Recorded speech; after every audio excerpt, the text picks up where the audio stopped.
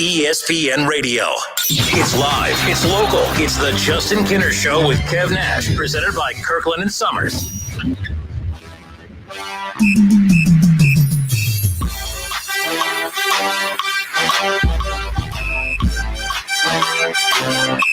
It's the Justin Kinner Show with Kev Nash, presented by Kirkland and Sommers, the divorce and family law firm of the Miami Valley area with 5 attorneys to meet your needs. Happy Thursday, everybody. I hope you had a great day. Nice little wet and rainy Thursday out there for you, so I'll be careful as you're out and about commuting around. But nonetheless, wherever you're listening, we appreciate you listening, whether you're listening live at 1410 Wing AM or streaming us live at wingam.com or doing our personal favorite, watching us live on YouTube and Facebook. You can head to Facebook and search the Justin Kinner Show and jump in on the conversation that way, or of course be a part of the ever-growing the YouTube channel for ESPN Dayton. Just search ESPN Dayton on YouTube and subscribe and be a part of what we do each and every day here from 3 to 6. Kev, happy Thursday. Good Thursday, man. Well, it's Thursday to you, but today's my Friday. Yep, going solo tomorrow. So folks, you're stuck with me.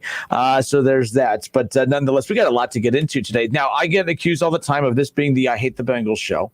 But if you are a Bengals fan and you are like, man, I'm so sick of hearing Kinner rip the Bengals, I have good news for you today. Today, I'm going to take a day off from being a Bengals hater because the Bengals are doing something that I am finally a ginormous fan of. I've been calling for this for, not me, like we fans. I mean, you fans have been calling for this for a long time. The Cincinnati Bengals are, well, beginning this year, the Ring of Honor. They are finally going to do what every team should be doing. It shouldn't have taken this long. That's the most critical thing I will say about this whole thing, Kev, is it should have never taken this long. Especially with the history of the Bengals. I know that, they got to multiple Super Bowls and they lost those Super Bowls, but the bottom line is they've had such a rich history of talented players that they just kind of float out in the history of the Bengals franchise, and they really have nowhere to go. Finally, this is going to be a way to encapsulate everything that the Bengals history has been able to provide for decades now. Now, with that being said, I've always said this about the Cincinnati Reds. I mean, I don't get how the Bengals have waited this long to do this, mainly because the blueprint of how to honor your past is just literally right across the street at Great American Ballpark. I've only been to 2 major league ballparks. I've been to Wrigley and I've been obviously to Great American. Okay, I would love to get to more, but so I don't know how other ballparks are. For those of you listening, I'm sure a lot of you have been to multiple ballparks around the country. Now, with that being said, I don't know how far off I am on saying this. I really don't think there's another ballpark out there that honors the history better than what the Cincinnati Reds and Great American Ballpark do. And what I love about that is even on a down year, because you honor your history so well, you always feel like you're a part of something even on a down year. You know what I mean? Like you're even, the new Reds fans are constantly being educated on the history of the Cincinnati Reds. They are constantly hearing and seeing highlights of the Big Red Machine, of the 90 World Series team. We know about the history of the Reds. Even for those like me, who I'm 30 years old, I was born in 89. So technically the Reds have won a World Series in my lifetime, technically. Mm-hmm. But for me being 30 years old, the Reds have been bad for 95% of my lifetime. Yes, there was the stretch with Dusty where they're making the playoffs there. They were interesting when Griffey came over, early on. But overall, that's not, my idea of the Reds is a lot different than someone who's 40 or 50 years old who got to witness some of the best baseball in the history of baseball, not just within the history of Reds baseball. But even I feel like I was there for the Big Red Machine. That's how good of a job the Cincinnati Reds do it when it comes to honoring their history, honoring their past. That's what I love about what the Cincinnati Reds do, is because I feel like the Cincinnati Reds honor their history better than any team out there. So I've always said this about the Shaw. You're right. The Yankees do a great job as well, especially with new Yankee Stadium too, taking a lot of the same pieces from the old Yankee Stadium to the new. I agree. But with all this being said, the blueprint of how to honor your past has always just been walking distance across from Paul Brown Stadium. So that's why I've never understood why the Bengals have waited this long to honor their past. But they're finally doing it. They are again, they announced earlier today about the formation of the Ring of Honor to recognize former players, coaches, individuals who have played a significant role in the franchise's history and, of course, the tradition. Again, if you're just tuning in, this is not the I Hate the Bengals show today. I love what they're doing here, and I love that Paul Brown and Anthony Munoz, the team's only actually, I know that by title, Anthony Munoz is the only Hall of Famer for the Cincinnati Bengals, but it doesn't take away the accomplishments of Ken Anderson, Ken Riley, and others who should be in the Hall of Fame, but that's a conversation we'll have here in a bit. But Paul Brown, Anthony Munoz are named, will be the first two names inducted into the inaugural Ring of Honor. The season ticket holders will get to vote on who the next two will be. I like that wrinkle to a certain extent. I don't know if I love it. I don't like the idea of excluding your entire fan base, but I like the idea of giving an extra incentive to being a Bengals season ticket holder. So I'm not going to go one way or another with it. I would like to involve more fans than just the season ticket holders, but you know what? I still think it's an okay approach to have. So the big question becomes, who should those next two names be? There's a laundry list of names throughout the history of this Bengals franchise that deserve to be honored, that deserve to be actual NFL actual football Hall of Famers. But nonetheless, this Ring of Honor, I'm pumped. I'm telling you, I'm not even a Bengals fan, but I love the Bengals' history of going back to those teams who got to the Super Bowl. The Anthony Munoz is just the personalities that really made the Bengals what they are. Even on down years, it's like, man, how could this team be so down off based on the rich history that they have? So I'm a big fan of this. I think it's long overdue. Again, today is not the I Hate the Bengals show. It's I really like what the Bengals are doing today show, and that doesn't happen often. Kev, your thoughts on this before we get to the listeners? This is awesome. This is exactly what the Bengals should be doing. And you know what? The business mind in me loves the way they're executing this. You're going in with the obvious two off the bat. And then you make it real easy for your season ticket holders. You guys just vote on two more, and you stretch this out. You stretch this out for years. You stretch this out for decades about honoring the great players from Bengals history. You stretch it out. And I mean, let's be clear, man, it's pretty turnkey about who's going to get in there. It's just a matter of when they're going to get in, So I really appreciate it and I like it, man. And it's going to be a lot of guys on there that, people haven't heard their names in a long time who get in there, and then they see the numbers that these guys put up, and then they see the highlights that these guys put up, and then they remember, like, their uncle or their dad to tell them how great this guy was in his heyday and everything like that. So like you said about baseball, we make sure we remember the past. Like numbers are a part of baseball's history. Numbers really aren't a football thing. Like we only really know a couple numbers. Like we know the all-time sack number. We know Emmitt Smith has the rushing leader. We don't even know exactly how many yards it is, but we just know Emmitt Smith's number one, and he got a little bit more than somebody else. He got a little bit more than Walter Payton. We don't know those numbers, but we all know the numbers of baseball. So doing things like this that the Bengals are getting ready to do is going to honor their history, and is going to honor the guys that bled sweat and tears on that football field, man. I respect it. I do too. And here's the deal. And again, we're live on Facebook. Search the Justin Kinner Show. You can jump in on the conversation that way. Or, of course, you can give us a call at 457-9464. That's how you can call in and jump in on the conversation one more time. That's 937-457-9464. So we know Paul Brown, Anthony Munoz, the two names already announced for the inaugural Ring of Honor for the Cincinnati Bengals, which I think is pretty cool. I do like the idea of incorporating the fans into voting for the next two. My problem is with that, though, I do think for the first one, it should have been four staple names of the history of the Bengals, and then maybe get the fans involved at a later time. But nonetheless, it is what it is at this point. I just worry there's names that have been waiting their entire lives, and some have unfortunately passed to hear their name be, inducted into the Hall of Fame. Right. That it's like this is a way to at least kind of give them something, in the meantime.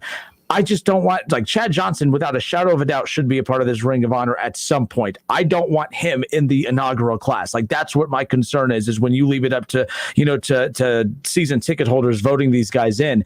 My biggest concern is that you're going to get a lot of recency bias with the Chad Johnson, because he's super popular. Is he one of the best of all time? I think fringe, but I think because he's so damn charismatic and he's so popular and liked, that might move him up. I don't think he should be in it, not because I don't like him, but just because I think that this needs to honor the history that goes back decades. I don't think that we're at the point now where you put some of the younger, newer guys in there, unless it's Andy Dalton. You could put him in right away, right? Wink, wink. No, but I'm with you. So on Facebook right now, Matt Sturgeon, he says Ken Anderson, Ken Riley. Those are the two names right there. I like Isaac Curtis as well. I mean, those three, whether it's Ken Riley, Ken Anderson, Isaac Curtis, the three names that I would like to see are those three right there. But I don't think it could be any other two names than that. That's why I wish the Bengals would have just said your class is Ken Riley, Ken Anderson, Anthony Munoz, Paul Brown, boom, and then let fans vote on the four for next year, or always have pick two and then let the fans vote for two. But nonetheless, I think that the right answer, the only answer should be Ken Anderson and Ken Riley right off the bat. For me, it's going to be Ken Anderson, obviously the quarterback that led them to the Super Bowl, but also head coach Sam Weiss. He led them to the Super Bowl as a head coach. So I would say those two should go in through the fan vote, and just like right on the fringe of that will be obviously Boomer Esiason and Chris Collinsworth for me. Those will be like the four names that I would want to see in there, along with the two that's already going to be going in. So where'd this one go? Again, we're live on Facebook, so I'm pulling your answers into the show right now. So head to Facebook, search the Justin Kinder Show, jump in that way. Jake Whiting, he says Anderson and Riley are the only correct answers right now. Willie Anderson? What's that? Willie Anderson? Ken Riley. Oh, I thought you said. Oh, okay. So Ken Anderson and Ken Riley. Anderson. Okay, yeah, Ken Anderson, Ken Riley, the only correct. Yeah. Well, I was thinking about obviously I saw Anthony Munoz play and I saw Willie Anderson play. What if they could play for the Bengals today? Willie don't care for me. Willie don't like me, but that's totally fine. He ain't gonna get my vote to get in, but but you're right. These guys are freaking massive. Yes. David Shaw, he says Ken Anderson instead of Boomer. Did someone say Boomer? But either way, Boomer, I mean, those are all names that are going to get in at some point. Steve Stetler says Isaac Curtis, Ken Anderson, obviously Anthony Munoz, obviously, and Ken Riley. So Steve Stetler wants Isaac Curtis, Ken Anderson, Munoz, and Ken Riley. Those are the four that he would have liked to have seen inducted right off the bat. But again, you have Paul Brown, you have Anthony Munoz, and Anthony Munoz, that was a given. That there was no, I don't think anyone out there is saying, oh no, he shouldn't be in.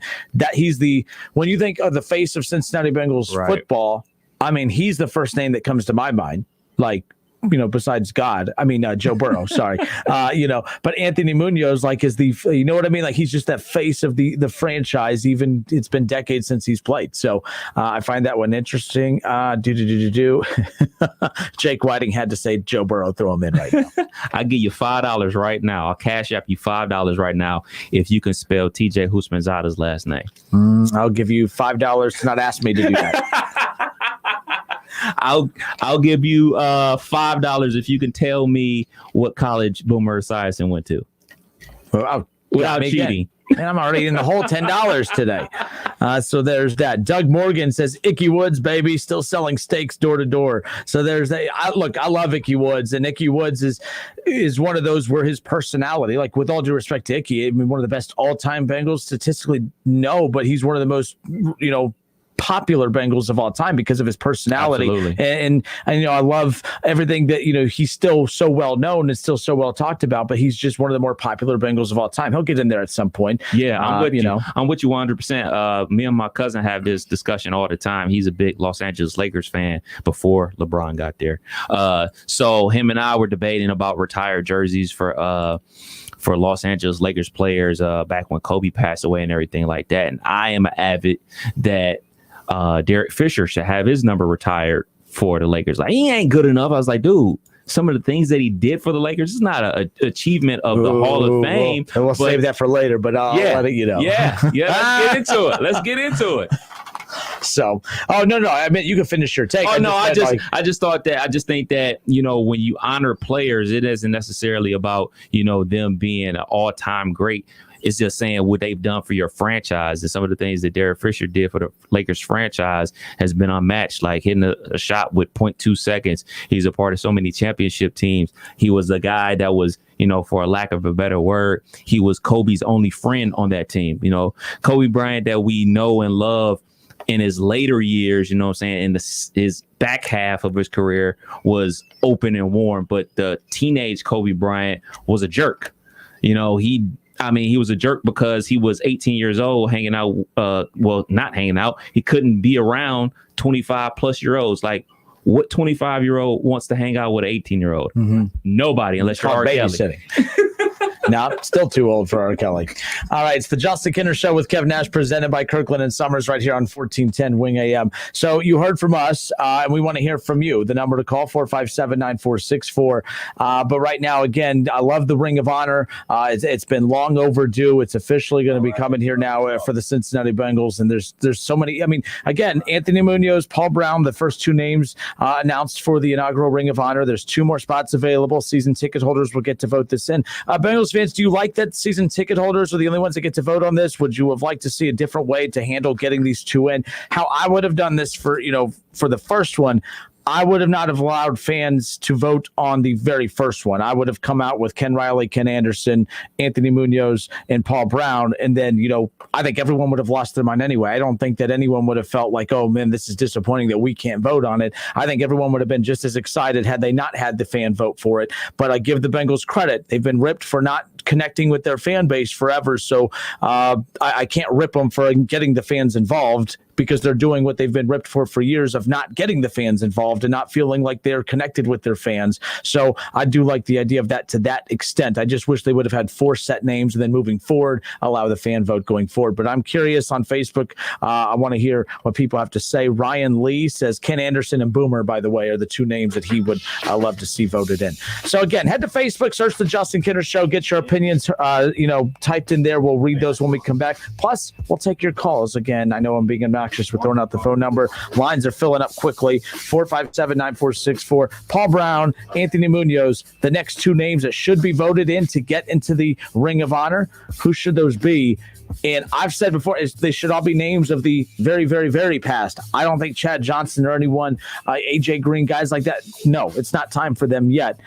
Or is it? Because I'm having some people message me saying that you still got to honor the names of today, too. You can't ignore what the players are doing today. Or what does today mean? Active players? AJ Green's still active, so I'm taking him out. Chad Johnson, he's been retired for long enough now that you could at least put him in that conversation. I just wouldn't vote him in personally. We will step away for a few moments. We'll take your calls on the other side and hear your Facebook reaction as well. Don't go anywhere. It's the Justin Kinner Show with Kev Nash on 1410 ESPN Radio. ESPN 1410 Wing AM weather. This afternoon will be cloudy and windy with showers and thunderstorms. A high near 73. Tonight's going to be cloudy with showers and thunderstorms, a low around 50. And tomorrow's going to be partly cloudy, a high near 75. I'm Pete Spivak for 1410 ESPN Radio. Hi, my name is Brian Sommers, and I'm an attorney with Kirkland and Sommers. We are a law firm dedicated to divorce and family law. We have 2 locations serving Miami Valley, one near Austin Landing and the other in Troy. Remember, we're not part-time divorce and family lawyers. We're full-time here for you. Kirkland and Sommers, trusted and experienced. A family law practice dedicated to serving you. Visit them online at kirklandandsommers.com. That's Sommers with an O. kirklandandsommers.com. Let's talk about your business. It's a rocket ship on a launch pad. But Houston, we have a problem. You can't launch because you're being grounded by messy spreadsheets and tangled systems you've long outgrown. In fact, if you're still using QuickBooks, you're spending more time putting out fires and pushing paper instead of growing your business. It's time for the right stuff. NetSuite by Oracle, the scalable solution to run all of your key back office operations. NetSuite gives you visibility and control over your financials, HR, inventory, e-commerce, and more. Everything you need to grow, all in one place, instantaneously. And over 24,000 of the fastest growing businesses use NetSuite to automate processes and close their books in a fraction of the time. Days, not weeks. With NetSuite, you are ready for liftoff. Let NetSuite show you how they'll benefit your business with a free product tour at netsuite.com/radar. Schedule your free product tour right now at netsuite.com/radar. Hi, this is Eddie Sorrell, Body Shop Manager at Germain Honda of Beaver Creek. When you need a dependable body shop, we're here to help, repairing all makes and models. Our technicians have over 125 years experience. That means we can repair your vehicle quickly and efficiently. Our department is state-of-the-art with new equipment to get you back on the road quickly. We offer loaner cars during service and free estimates. Germain Honda of Beaver Creek, Route 35, just east of 675 between Xenia and Beaver Creek. Have you heard about the Clerk of Court's dedicated help center? If you're looking for legal information or just want to know what programs and resources might be available to you, they can help. The help center cannot provide legal advice, but they can provide legal information on a variety of topics, including record sealing, protection orders, identity theft, and more. Access is free and no appointment is necessary. Visit courthouse2u.com to learn more. Brought to you by Montgomery County Clerk of Courts, Mike Foley. Listen to this radio station on the radio.com app anytime, anywhere. Listen to more than 300 stations along with more than 3,000 podcasts from your home area or across the U.S., all free. With the radio.com app. Finding great candidates to hire can be like, well, trying to find a needle in a haystack, but not with ZipRecruiter. Its powerful technology actively finds and invites qualified candidates to apply to your job. So while other companies might deliver a lot of hay, ZipRecruiter finds you the needle in the haystack. See why 4 out of 5 employers who post a job on ZipRecruiter get a quality candidate within the first day. Try ZipRecruiter for free at ZipRecruiter.com/hire. That's ZipRecruiter.com/hire. It's time for some straight talk. Sure, saving money feels good, but cutting your wireless bill in half, that feels really good. Like walk-off home run in the 9th inning kind of good. Okay, maybe not that good, but pretty darn good. With Straight Talk, you can get 25 gigs of high-speed data for $45 a month, up to 50% less than the other guys. Plus, no contract. All on America's best networks. Why pay a whole lot when you can pay half? Straight Talk Wireless. No contract, no compromise. Goodyear knows the importance of keeping momentum as you head down the stretch. Momentum starts with movement. It's pulled from the air like a contested rebound. Momentum builds with steals and fast breaks, and is proven by deep threes as the shot clock expires. Momentum is how we change the game, and now it's time to discover where it can take us. Goodyear, more driven. Indeed believes less is more. That's why they have powerful tools to help you source, screen, and hire quality people faster. Learn more at Indeed.com/credit. The Reds are on the radio. Every hit, every strikeout, every Reds victory. You can catch all of the action all season long right here on Dayton's home of the Reds, 1410 ESPN Radio. Whether you're at home, at work, or in your car, tune in to ESPN 1410 Wing AM or stream us live at wingam.com. Playoffs.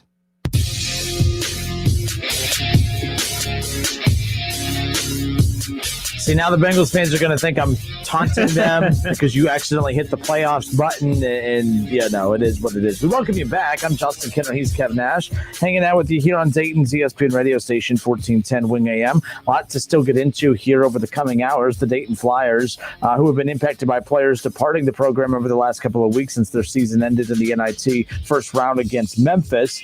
Well, now they get to enjoy the benefits of the portal. Unfortunately, they've lost some players to the portal, but now they're filling some holes on this roster with the portal. They get a huge transfer from Georgia that we'll talk about coming up around the corner.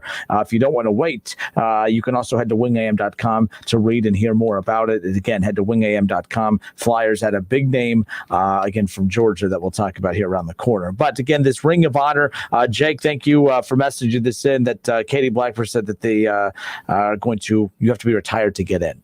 Okay.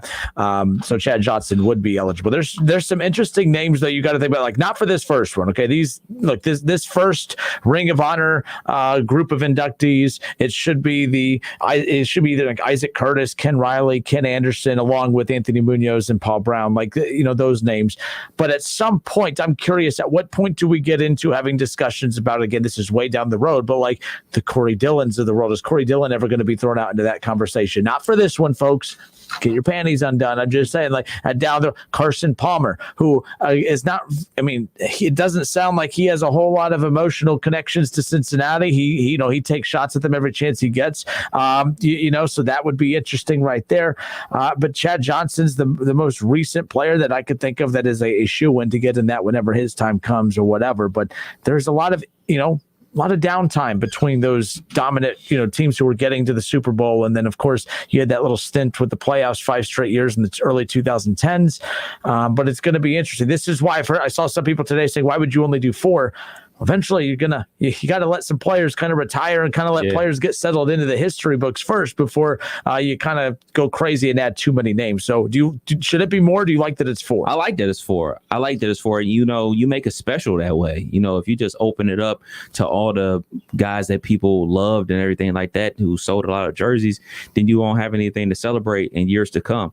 So you make it special. You make it an exclusive club to get into, So I'm with you. Like I'm sure Keith Byers can tell you about how they do with the Buckeye trees up there in Columbus. You got to be an All-American and everything like that. Just because you were a Big Ten first team, you don't get a tree. But if you're an All-American, you get a tree. You gotta make this club exclusive. So I'm with it. I mean, I like it. I like that they're limited to 4 players and coaches for the first go round. So here's an interesting take on Facebook, and keep in mind, this is not the I Hate the Bengals show today. So any negativity that does embrace these airwaves today regarding the Bengals, it will not be from me. But I am reading a negative post here from Steve Stetler, who says, I'm glad that this is finally being done. Talking about, of course, the Ring of Honor for the Bengals, long overdue.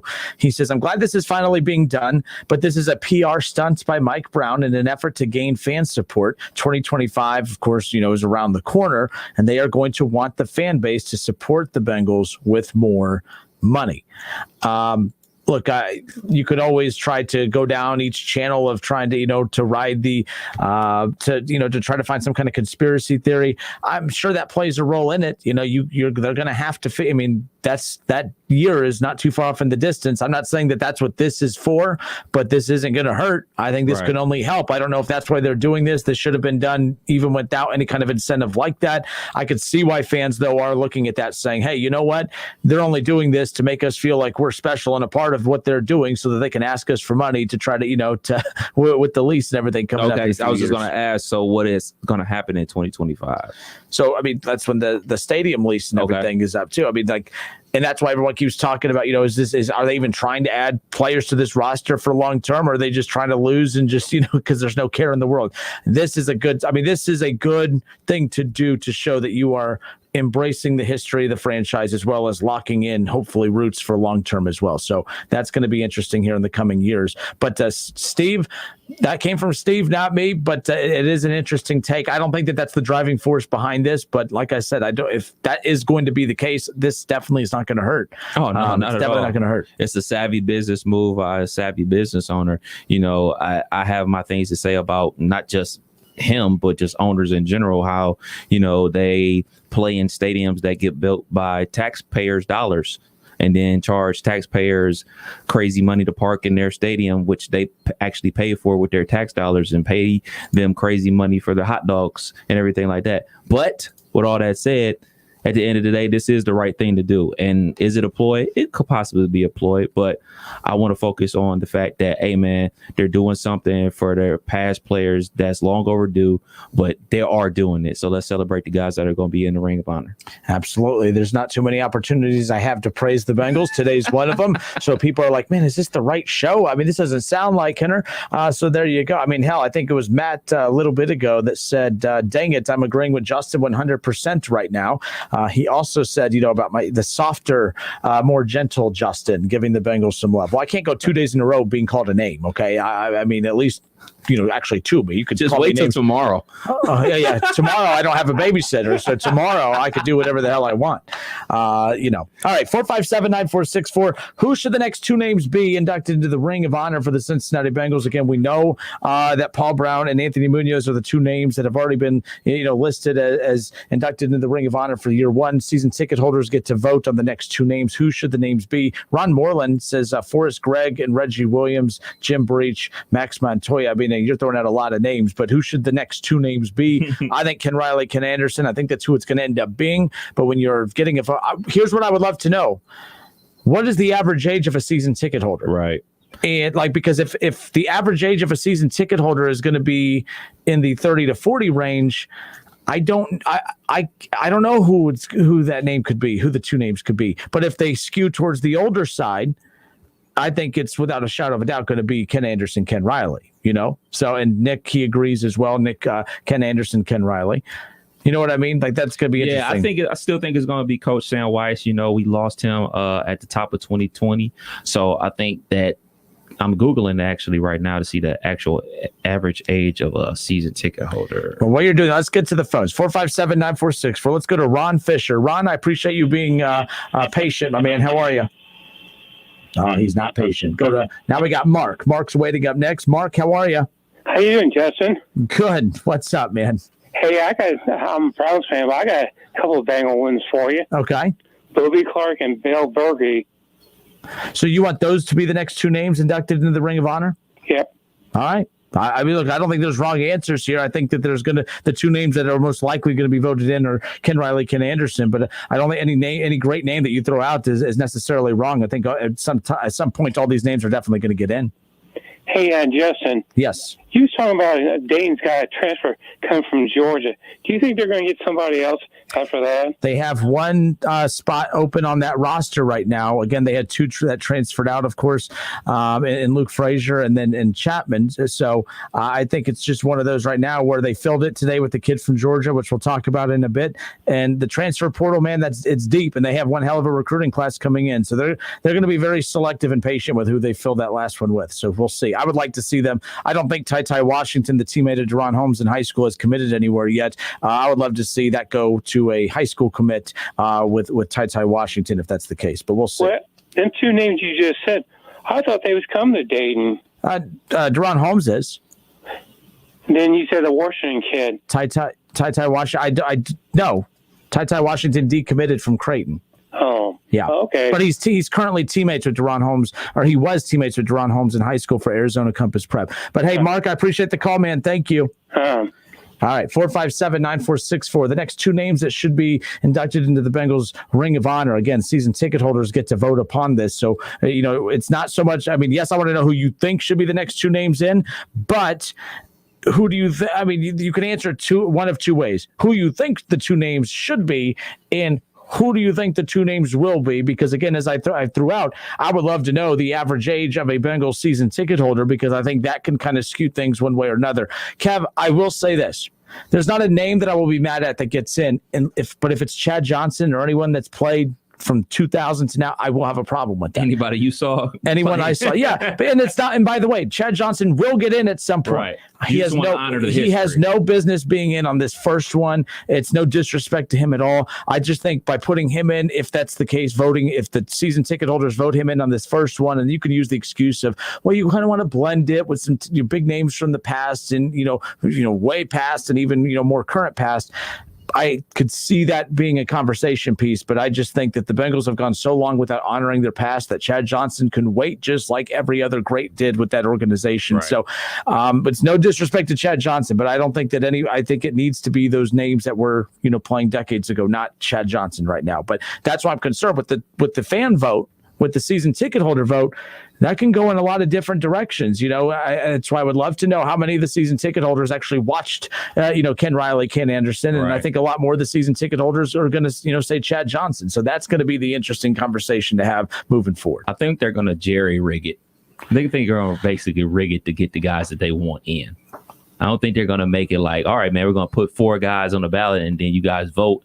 And then, all right, we're just going to pick from the top 2 voters. Like, you don't want to ever put, especially when you're putting a Ring of Honor for your team, you don't want to put the guys that only got 2% on the vote on the ballot at all. Like, all right, man, sorry about that. You didn't get it on another try. Maybe next time. That's something that you want to dump on the NFL Hall of Fame. When you're supposed to be trying to honor people, you don't want to disrespect them. So I think they're basically going to jerry rig it to make sure they get the guys in that they want in.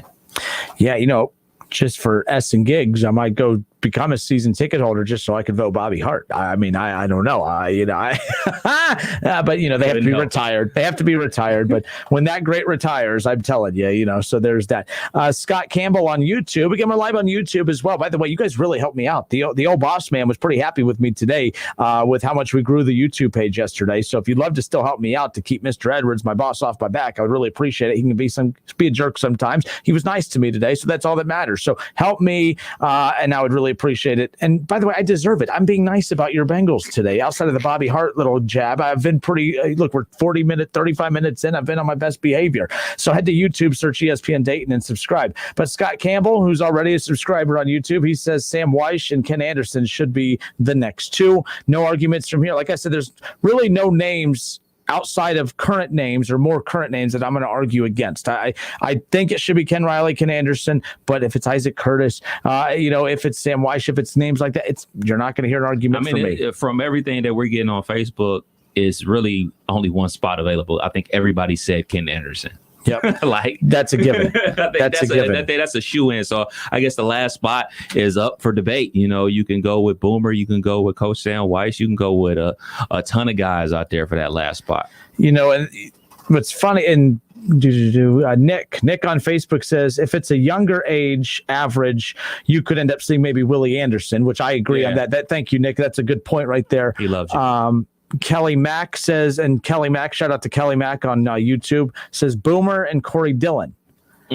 But see, like that's where I go. And by the way, no one's wrong with who you would like to see, and because everyone has a different connection with certain players. I just think that with the Ring of Honor, to honor the history of the Bengals, who it's a history of. I mean, you have a history and past of great players that have had a history of being disrespected by not being honored by this franchise. So if they're finally catching up with the times and honoring their past, I think it would be disrespectful to let guys like Corey Dillon and Chad Johnson and even Willie Anderson, who I guess I wouldn't be upset with him, but I just don't think guys like that should jump the line when it comes to the names that have been waiting to be honored in some capacity, whether it be what should have been a Hall of Fame, an actual football Hall of Fame, or this. But Kelly, two very good choices right there. I could just see it now. Sunday Night Football. They're honoring Chris Collinsworth. He's going to get in the Ring of Honor one day, and they're playing against who? The Browns. Yeah, buddy. Now, he's about to be replaced by Drew Brees. That's the thing. You think? I mean, he retired. It was weird. He signed the deal with them, to join that broadcasting booth. The second he retired, who knows? They might just do what the Reds are doing with his 3-man broadcast crew, which I hate. Brian Hetzel, what'd I say? Nothing. Brian Hetzel on Facebook. He says, I totally agree with you, Justin. It's a weird day. Maybe I should be nicer about the Bengals. Like, I'm getting a lot more. I agree with you, Justin. Man, I agree with you, Justin. It's, I've never had people say that often, Kev. So you don't say. It's bringing out different emotions in me that I've never felt before. I'm just used to being told you're an idiot, or as Shaw called me yesterday, Shaw called me an ass on the air, and it was awesome. It didn't even bother me. I got a kick out of it. But I'm feeling a sort of way about these guys saying they agree with me. It's kind of strange. I'm used to, very combative responses. But totally agree with you, Justin, says Brian Hetzel on Facebook. Ken Riley and Ken Anderson, they should be in Canton as well. No arguments here. Greg Berkey on Facebook says the first Johnson to get in Bengals Ring of Honor should be Bob Johnson, their very first draft choice and their center for 13 years and team captain for 11 of those years. Nice. Greg, I agree with you, but Mike Brown, he don't like offensive linemen, so that ain't good. I'm sorry. I was doing so good. I just have to. Man, I was rolling. But 457-9464, that's the number to call in and jump in on the conversation. Dude, were you able to find anything on the average age of season ticket holders? No, I can't find anything on there. It just keeps asking me, do you want to buy season tickets? That'll get you every time. That'll be a no. Every time. And I know now it's going to track me all around social media, because I'm signed into Google. So it'll be on my Facebook. It'll be on my Instagram. Hey, you want to buy season tickets for the Bengals? They get, they'll have 9 home games this coming up season, by the way. And I'm also curious, too. This was a good business decision by Mike Brown and company. I don't give him compliments too often. I don't think he knows a whole hell of a lot about football, to be honest with you at times, or what he does know about football is very stubborn with not adapting to what he should be focusing on, but that's besides the point. This business decision, you're coming off of a pandemic, you're coming off of a season with limited fans in the stands. I don't know what the picture is going to look like this year in the NFL. It sounds like it's going to be full stadiums. Yeah. And with that being said, to make up dollars, these teams are doing everything they can to try to increase season tickets. They lost obviously a ton last. Actually, no one. It was like what we talked about with the Dayton Flyers. We had to pay the dang seat license just to reserve your spot. You don't get anything out of it other than getting the opportunity to buy tickets for that same spot the next year, right? So they're trying to make up money for the lost season. They're trying to make up money, increase season ticket holders. And if this is the incentive to do that, how many young fans out there are like really intrigued by this, that want to feel, for young and old, that want to feel like they're a part of this? I mean, to be a part of the vote for the very first Ring of Honor class, I think is pretty dang special. I think this was smart by Mike Brown. Oh God, man, that came out. Oh, I can't believe I said. Very smart of Mike Brown from a business perspective on top of this, mainly because for one, it should have been done sooner, but on a year where every team is trying to come up with different marketing ways to increase attendance or increase season tickets, this is a great way to do that. I think they're going to get a huge influx of season ticket holders who want to feel like they are a part of the very first Ring of Honor inductee class. So it'll be interesting to see. It was probably his daughter's idea.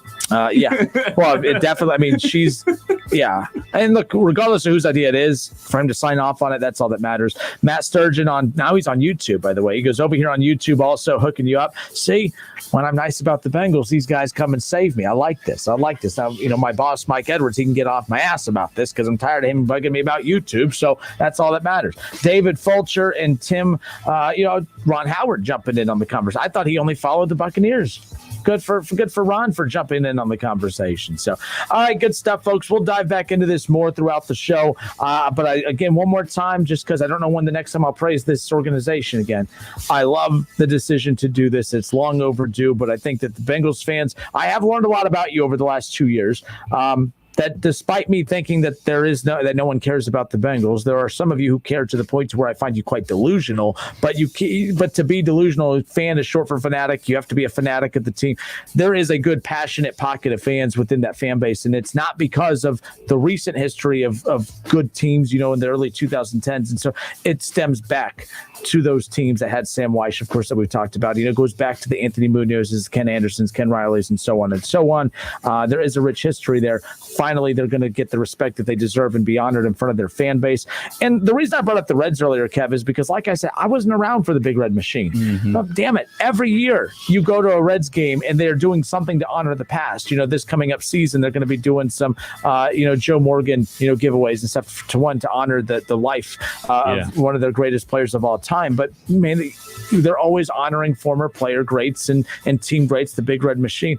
And for me who didn't watch it, I always felt like I did watch it. I felt like I am in sync with the Reds history because they constantly have it in front of you. And I love how the Reds do it. And I've always questioned the blueprint to do it successfully has been within walking distance of Paul Brown Stadium, and why they've waited so long is beyond me. But they have a good idea of how to do this. So I'm pretty excited about it. I think Bengals fans are pretty happy about it as well. All right, we'll step away for a few moments. It's the Justin Kinner Show with Kev Nash, presented by Kirkland and Sommers. Still a lot to get into. The Dayton Flyers land a huge transfer from Georgia. We'll talk about what that means for Anthony Grant and company. Again, the transfer portal still over 1,200 names. We talk so much about the players leaving teams to head to the portal, but sometimes the fun part of the portal is, well, you get the opportunity to plug some of the holes on your roster with the names on that portal as well. We'll get to that next. Don't go anywhere. More of the Justin Kinner Show with Kev Nash when we come back. Listen, stream, watch. It's the Justin Kinner Show with Kev Nash, right here on Dayton's ESPN Radio, 1410 Wing AM. It's time for some straight talk. Sure, saving money feels good, but cutting your wireless bill in half, that feels really good. Like walk-off home run in the ninth inning kind of good. Okay, maybe not that good, but pretty darn good. With Straight Talk, you can get 25 gigs of high-speed data for $45 a month, up to 50% less than the other guys. Plus, no contract. All on America's best networks. Why pay a whole lot when you can pay half? Straight Talk Wireless. No contract, no compromise. Spring makes all things new, and the Home Depot makes all spring things possible. Start a garden, refinish a deck, use our mobile app to put over 2 million products in the palm of your hand. Some ready for pickup in as little as 2 hours. Oh, and if you don't have the tools you need, our tool rental department does. Download our mobile app to get started. Bring on spring with innovative help from the Home Depot. How doers get more done.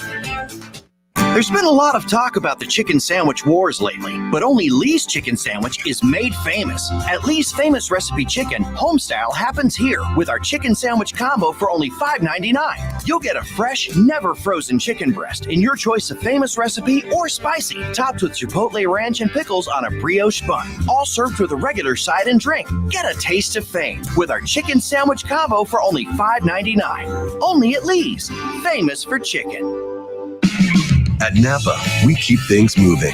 If it has wheels and an engine, we help keep it on the road. And if it's on the road, we have parts for it. And if you need a part, you can get it fast, like same-day pickup or next-day delivery fast.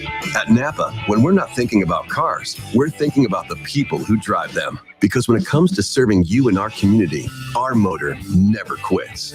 That's Napa know-how. Same-day pickup and next-day delivery available at participating stores and on in-stock items only. Waiting for spring is one thing. Waiting for spring savings is another. At the Home Depot, you don't have to wait for either one. Our best prices of the season are here now. In-store, online, store-wide. Get a 40-volt battery-powered Ryobi string trimmer for just $159. And more savings on everything, from fresh paint to power blowers. You've waited long enough. Bring on spring. The Spring Savings Event, now at the Home Depot. How doers get more done. Valid through April 18th while supplies last. Hustler Turf commercial mowers are built tough to work hard. Whether you need a fleet of mowers or are a one-man show, you don't have time for downtime. Hustler mowers are over-engineered, overbuilt, and tested well beyond what is required with the most complete lineup in the industry, including exclusives like a 104-inch Super 104, an 88-inch stand-on, and industry-leading warranties. Hustler mowers are ready to handle what you throw at them. Build your fleet to be reliable and versatile with Hustler Turf. Visit Small Engine Service Pros in New Carlisle today. There's never any FOMO with the iHeartRadio app. You won't ever have to miss out on your favorite shows and contests with this radio station again. Radio 24/7, 365. We're here when you want us. Stay connected and listen anywhere when you download the free iHeartRadio app. If I'm not commuting anymore, where do I really want to live? While you handle life's questions, Merrill Guided Investing helps you manage your portfolio and invest for your next move with the option to work with an advisor at a low cost and minimum. Merrill, a Bank of America company. Visit merrilledge.com/investing goals to get started today. Investing involves risk. Merrill Lynch, Pierce, Fenner & Smith Incorporated, both a registered broker-dealer and investment advisor, member SIPC. Investment products are not FDIC insured or not bank guaranteed or may lose value. DQ presents music for your mouth. If you could hear the tastes of the new spring treat collection, it would sound something like this. 3 choco chip-filled shakes, including the new Choco Hazelnut Chip Shake to get your taste buds grooving. The creamy classic taste of the returning Dreamsicle Dip Cone. And the remixed flavors of the bold and bright new Tropical Lemonade Twisty Misty Slush. So shake, dip, and twist yourself to DQ for some sweet springtime music for your mouth with the new spring treat collection. DQ. Happy tastes good. Don't overpay for glasses. Get 2 pairs and a free exam for just $69.95. That's not just a better deal. It's America's best. Book your exam online today. You want more local content from Dayton's ESPN radio station 1410 Wing AM? Make sure you subscribe to the WING 1410 Dayton YouTube channel, where you can watch all your local shows live or go back and rewatch previous episodes of the Justin Kinner Show with Kev Nash, the Keith Byers Show, Talking Out Loud with Sully, and more. All sports, all the time. This is 1410 ESPN Radio. I'm probably okay to have one more drink before I drive home. I'm probably okay. I open the window to stay alert. Probably okay. I just popped some gum in my mouth. Step out of the car, please. I probably made a mistake. Probably okay isn't okay when it comes to drinking and driving. If you see a warning sign, stop and call a cab, a car, or a friend. Buzzed driving is drunk driving. A message brought to you by NHTSA and the Ad Council.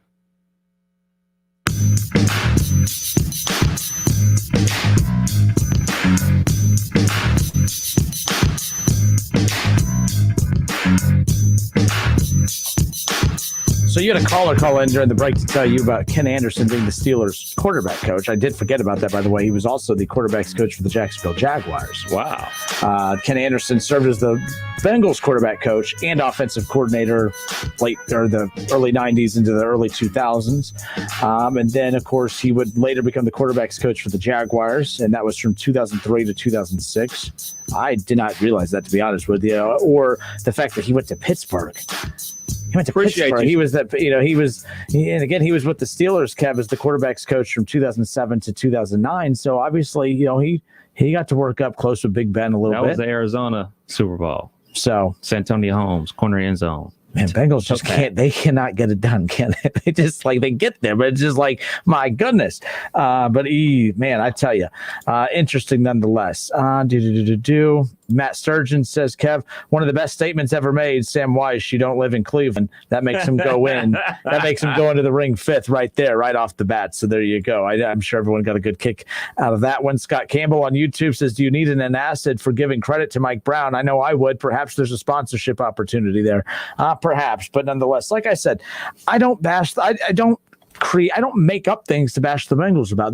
They make it easy for me at times, but today made it easy for me to finally get on board with a decision that they've made. This was long overdue. I'm really happy and excited about it. I'm not even a Bengals fan, but I'm a fan of a lot of former Bengals greats, if that makes sense. And I think what's cool, my favorite thing about guys like Anthony Munoz and others, Ken Anderson, they still spend a lot of time living in Cincinnati. They participate in everyone's golf outings that they have. I mean, we're fortunate to have a couple of those make their way over here. That's what's cool. Icky Woods does his charity golf outing over here at NCR, and we've always done the show out there the last couple of years. Of course, last year we didn't due to COVID, but it's always cool, working those events and seeing, Icky putting that on. But, Anthony Munoz got to hang out with us the last time that he was here. I mean, it was me, Schlemmer and I were doing the show, and, we're hanging out there with Keith Byers. He's doing the show with us. Anthony Munoz comes over, and I tell you, I'm 5'5" and tiny, and I'm standing between Keith Byers and Anthony Munoz, and I'm like, holy smokes, these two could literally just crush me with their bare hands. These are massive men, and it's just unreal how big these guys are. But I love the support that they all give one another. Ken Anderson, the same thing.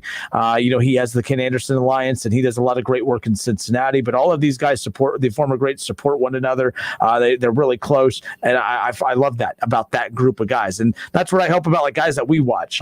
Because there's so much player movement now, I don't think you're going to get as much of that for some of us younger fans. But I think that is special for a lot of the older Bengals fans, getting to see those guys just how close and tight-knit that they actually are. So I've always found that fascinating. I don't know as much about, I don't think that happens as much with Cleveland and some of the others, but Cincinnati, those guys have always huge. been it's huge like that in Cleveland, especially with those, the cardiac Browns and the. So it is. Okay. The Browns with Webster Slaughter and Bernie Kosar, all those guys, they're always up in Cleveland, always doing events and everything like that to give back to the community and hang out with the fans and everything like that. Is huge up there. All right, 457-9464. Of course, just reaction to the news today that the Bengals are going to be adding a Ring of Honor. Kevin, let's go to, I think we got David. David's waiting for us on line one. David, how are you? Hey, I'm doing good, guys. Real quick, you were talking about Anthony Munoz. I met him once, tons of people around here have. He's everywhere, seems like. He's an awesome guy. Mm-hmm. I shook his hand. I swear to God, it was like grabbing a bushel of bananas. I mean, that guy is a massive human being, man. I was telling it to Kevin before we went on the air. Look, we see highlights of football all the time, and the offensive linemen today are massive. But every time I see a highlight of Anthony Munoz, I'm like, what? I'm like that. That was a human being walking amongst other human beings. He's such a nice guy too. On top of it, but he was just a massive dude. Pac-12. Yeah, it's crazy. It's just could you imagine? I watch some commercials. They're running them coronavirus, whatever vaccine commercials with him, and you see him. Can you imagine lining up across from that guy and trying to get by him? my goodness, I couldn't even imagine it. Well, I say this. So Keith Byers, works with us here, and he does his show on Mondays. And I sit across from him here in the studio, running the board and everything. And I'm just like, I'll just sometimes look up. I see how damn big his head is and how big his hands and shoulders are. And I'm like, that's without a damn helmet. That's without shoulder pads. That's without. So, and I'm like, imagine Keith, standing across the hall from me, getting a running start, and I have to run at him. I'm like, I can't fathom what the hell that was like. Yeah. You talk about Anthony Munoz, Byers. The first time I met him and shook his hand, like I was trying to shake his hand, he was shaking my forearm. I mean, that's how massive his bare mitts were, man. It's unbelievable. That just goes to show you the difference of how few people can make it in the NFL. I mean, those guys on every level, even the guys that are on practice squads. I mean, it's a complete. Everybody knows. Johnny football guy in there that living his glory days, talking about how he was a high school football star. No, man, no. These guys in the NFL, they are completely another level, man. It's crazy. Especially the all-time greats like that. I mean, my goodness, again, Anthony Munoz is just so damn big. Unbelievable. Hey, David, I appreciate the call, man. Thank you. Hey, thanks. All right, 457-9464. Kev, who's up next? DoorDash Ray. DoorDash Ray, what's up, man? It's a good day to be out DoorDashing, too. In the rain, that's always the days that I always make most money. Hey, there was a $750 referral thing going on not too long ago either, but I think it went down to like $250 now. Yeah, see, I might have to refer Nora or somebody to start driving. I got a wedding to pay for. So, oh my gosh, yeah. You know what? I have to have a talk with you on another level about that one. You sure you're feeling okay, right? This is an intentional move, is what I'm saying. You are doing this on purpose, correct? Well, there's a couple things going on here. For one, I really do like this move, but I've also been in touch with Ken Anderson and Anthony Munoz today, so I'm having to be a little bit softer heading into those interviews. I can't go being a-hole Kenner to Anthony Munoz. I mean, we just talked about how massive of a human being he is. I talk a lot of smack, but when I get up against certain people, I'm like, I'm not stupid. I ain't going to talk smack a couple days before having them on the show. Come on now. The thing is that I as well am 5'5", so I understand completely the vertically challenged aspects of life at times. I never duck. I never bump my head, which is always good things. But no, I've met several guys as well, dude. And let me tell you, I met Anthony Munoz back in the day when he was actually playing. He was even bigger then. But you know what's interesting? I've also met people like Lynn Swann and Andre Reed, the receiver from the Bills, and Lynn Swann, the great, obviously from Pittsburgh. You think those guys are larger than life, but they're not as big as you think they are. So some of the guys, yeah, they're extremely huge, but then there's also guys that you'd be surprised that how small they are. And these are guys that obviously Lynn Swann, he was out of the league for quite a while. He was working for ABC doing a Buckeyes Hoosiers football game. I went to Indiana to watch the game, so he was doing that. And awesome, polite as can be. I mean, he's actually giving autographs to himself and lit up a cigar, talking to me for a couple seconds. But Andre Reed as well. Those guys are like average guys. And then when you watch highlights and you're thinking, oh man, they're just so big and just so awesome. Some of them you'd be surprised that they're not that big. Jack Tatum was another one, the guy from the Raiders that knocked people's heads off. He was very small. I mean, he literally was. It's funny. I got a meet and greet at the Pickle Mall a long, long time ago. But, what's interesting is that even though, average guys like us, and then you see some of the greats, and they're giants, man. Yep. But a lot of them, you'd be surprised. They're not that big. Anyway, hey, just want to get that out there. Love you guys. Have a good day. Take care. Appreciate the call, man. DoorDash Ray right there calling in, chiming in. Of course, it's the Justin Kinder Show with Kev Nash, presented by Kirkland and Sommers right here on 1410 Wing AM. Hour number 1 in the books. Hour number 2, a lot to get into. Promise you, meant to get into the Georgia transfer that selected UD, and it was announced earlier today by the Flyers. A big get for them. We're going to get into that in hour number 2. Yesterday, we talked a lot of Reds yesterday. I do have some Reds content coming up around the corner. Yes, they are 5-1. Yes, there's still a lot of baseball left to be played. 5-1 the first 6 games. They have 6 straight games coming up on the road. They 5-1 to start. They could be 1-5 over their next 6. Yes, anything can happen. But I want to dive into the numbers a little bit. Not just that the Reds are winning, but how they're winning.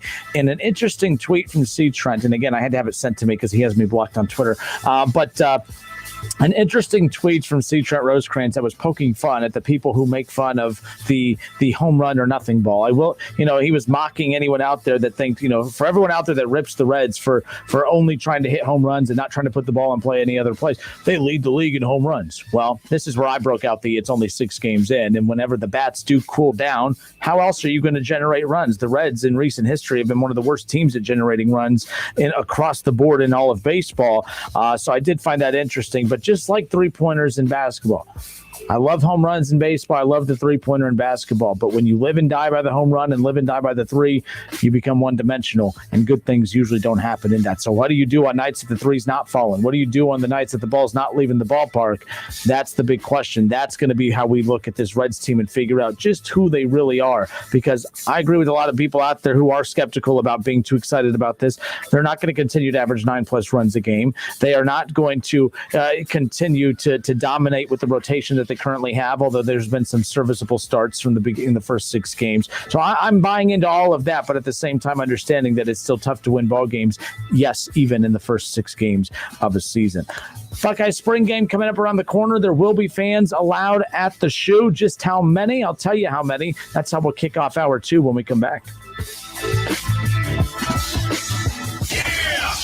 It's the Justin Kinner Show with Kev Nash on 1410 ESPN Radio. Hi, my name is Brian Sommers, and I'm an attorney with Kirkland and Sommers. We are a law firm dedicated to divorce and family law. We have 2 locations serving Miami Valley, one near Austin Landing and the other in Troy. Remember, we're not part-time divorce and family lawyers. We're full-time here for you. Kirkland and Sommers, trusted and experienced, a family law practice dedicated to serving you. Visit them online at kirklandandsommers.com. That's Sommers with an O, kirklandandsommers.com. Procter & Gamble, the company behind some of your favorite brands like Tide and Charmin and Pampers, is now hiring entry-level technicians at the Dayton Distribution Center. P&G is offering a competitive pay rate of $16.44 per hour for 8 and 12-hour rotating shifts, plus an additional per-hour rotating shift incentive. P&G offers a comprehensive benefit package on day 1, including medical, dental, and 401k. For more information, visit pgcareers.com. Search for Dayton and apply today. Procter & Gamble is an equal opportunity employer. Come celebrate Lowe's first annual Spring Fest and give your lawn the look it deserves. With 5 bags of premium mulch for $10 or 3 19.3-ounce Bonnie vegetables and herbs for $9. Spring Fest, a festival of fun and savings for your garden and total home, in-store or online. Lowe's, home to any budget, home to any possibility. Offers valid through 4/21 while supplies last. In-store only. Selection varies by location. U.S. only, excluding Alaska and Hawaii. Liberty Mutual Insurance Company presents and Doug. Okay, class, let's bump it up to 9. Come on, Limu, keep pedaling. We got to build our endurance to let more people know that Liberty Mutual customizes your car insurance, so you only pay for what you need. Pick up the pace, bird legs. Hey, don't talk to Limu like that. I'm not, I'm talking to you. Liberty, liberty, liberty, liberty. Get a customized quote at libertymutual.com. We need the forklift over here. Indeed knows unexpected growth can stretch your business thin. Okay, those molds need to be adjusted. The shippers are coming at noon, so we got to get this done. Like at Dennis's plastic startup, to stay flexible, he needs to get started hiring right away. I need Indeed. Indeed you do. And the moment you sponsor a job on Indeed, you get a short list of quality candidates from our resume database. Visit Indeed.com/credit and get a $75 credit for your first sponsored job post. Terms and conditions apply. Many Vietnam War veterans were unknowingly exposed to dangerous chemicals impacting their health and quality of life. There are now expanded benefits for veterans exposed to Agent Orange. Veterans with Parkinsonism, bladder cancer, or hypothyroidism who previously applied for VA disability compensation but were denied should reapply and might be eligible for retroactive compensation. Exposed veterans who have not yet applied should consider filing a new claim. For assistance, call Montgomery County Veterans Service Commission at 937-225-4801. 30% of ID theft victims suffered multiple types of identity theft. Get LifeLock. Save up to 25% off your first year at LifeLock.com, promo code RISK. It's time to swing for the fences. Want to win $1,000? Be listening weekdays once an hour starting at 6 a.m. for the winning word and enter it at wingam.com. It's the Swing for the Fences $1,000 a day giveaway right here on Dayton's ESPN radio station, 1410 Wing AM. College football playoffs, Browns, Bengals, Buckeyes, and more. Catch the Keith Byers Show Mondays at noon on 1410 ESPN Radio.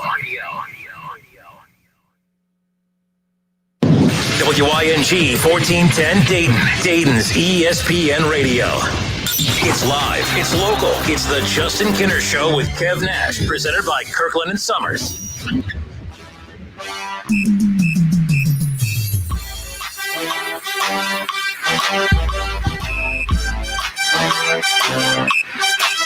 Hour number 2, it's the Justin Kidder Show with Kev Nash, presented by Kirkland and Sommers, right here on Dayton's ESPN radio station, 1410 Wing AM. Kirkland and Sommers, the sponsor of the show. We really appreciate them. Kirkland and Sommers, the divorce and family law firm of the Miami Valley area, with 5 attorneys to meet your needs. 457-9464. That's the number you can call in and jump in on the conversation. You can also follow us on Facebook and watch the show live and chime in the chat section. If you hear us all the time, we're always saying, oh, you know, Mike said this or Matt said this on Facebook. We literally take your comment that you post in the chat section and we pull your profile picture and your statement into the show, and we interact with you that way. But we also enjoy any way that we can interact with you throughout the show. So you can also call us at 457-9464. Subscribe to the ESPN Dayton YouTube channel. Head there now. Right yesterday, we had like a ton of people go because I was, you know, I had to beg people to do it. And I'm begging you now. Bengals fans, I know you don't care for me, but I've been very kind about your Bengals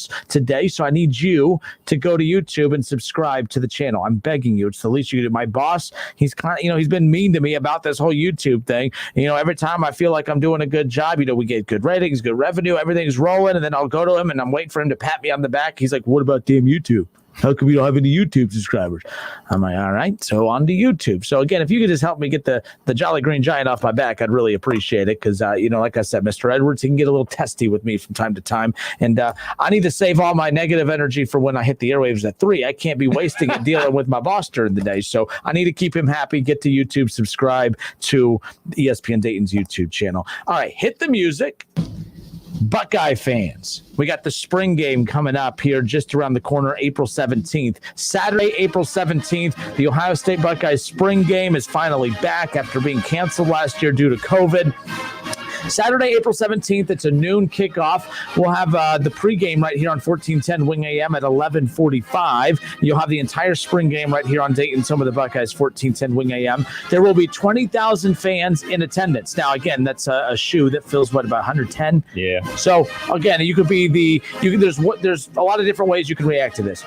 Only 20,000 people? Are you serious? Or you could be like, oh, yes, 20,000 fans at the game. That's going to, you know, I don't care at this point. I just want to watch a Buckeye game with fans in attendance. I'm looking forward to it. I know it's only the spring game. I didn't care about the spring game last year, Kev, if there was one, because we already knew what to expect. We knew who the running backs and receivers and quarterback was going to be. We knew, I mean, a good chunk of the defense. There wasn't any kind of big position battles that I was thoroughly interested in. But this year, it's going to be our first chance to look or listen in on C.J. Stroud or Jack Miller or some of these guys. Like, it's going to be the first time that we get to hear the names be called for some of these star players coming in. Again, it's not a all-out, hard-hitting football game by any means, but it's still a good just visual of Buckeye football in the month of April. That's all you can ask for. It's a lot of positions up for grabs. All 3 linebacker positions are up for grabs. Yep. It's 3 starting positions in the secondary up for grabs. It's a lot of positions up for grabs and a lot of talent on that Ohio State roster. So I'm anxious to see who plays well in spring ball and who gets ready for the fall and who's going to be in that starting lineup come September. I know this sounds like a weird thing to be super excited about, but I am so pumped about this aspect right here. The cheerleaders Brutus, and the best damn band in the land is going to be in attendance for this game. There's nothing I hate more than piped in, the band music and all that, or the fans too. But yes, I actually like the piped in fan noise because there's some games I've heard where there was no noise in the background. It was awkward and super uncomfortable.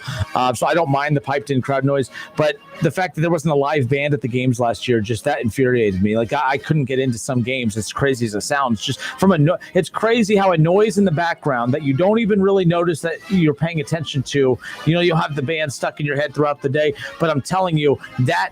The band being absent, the cheerleaders, that's great that they're fine. But for me, the little panning the camera over to Brutus dancing over on the sideline, the best damn band in the land. I know it's a spring game. I know it doesn't really mean a whole hell of a lot, but Buckeye football at the shoe with fans in attendance, with the cheerleaders and Brutus Buckeye and the best damn band in the land. It's as close to Buckeye football as we've experienced in a while. And I'm not saying this past season didn't count, because it did, but it counted for a lot of the wrong reasons. Not just because they got their ass kicked in the title game, but because it just never felt like we were grateful to even have it at all. But the whole time in the back of my head, I'm just like, this isn't football. This isn't like what we're used to. I'm excited to get back to at least a little sense of normalcy. And I think that spring game, folks, it's just a spring game. But I'm telling you, when you tune in and listen, hopefully you could get there, if you're one of the 20,000. But if you can't and you tune in and listen, just hearing the band in the background, hearing, just hearing the game going on, hearing the deep voice of Paul Keels call a football game with the band in the background and everything. Like I'm pretty excited about it. I've never been excited about a spring game before until this one, for that very reason right there. Last year we were supposed to be up there for the spring game. Oh yeah, you're salty about that. There's nothing wrong with it, but you bring it up all the time. Like you are salty as hell about super that. Salty, like man. Damn margarita with all that salt. Because I've been trying to go to a Ohio State spring game for years. Every year, me and my brother say, "This is the year we're gonna go." Then we look at the weather like, "Oh, it's crappy weather. It's gonna rain. Nobody wants to sit in the rain for a spring game." So then, like one year, perfect weather, he had a business meeting, he couldn't go. And then last year, we were supposed to go up there, and we were going to be doing a broadcast and getting paid to go to the spring game. What's better than that? And then Rona. Yeah, now we don't even get paid. I mean, now we don't even have a spring game to go to now. Yeah, man. Then Rona hits, and then there's no spring football at all for nobody. And then now, April 17th, spring football is back at the shoe, man. Can't wait. Buckeye fans, I want to hear.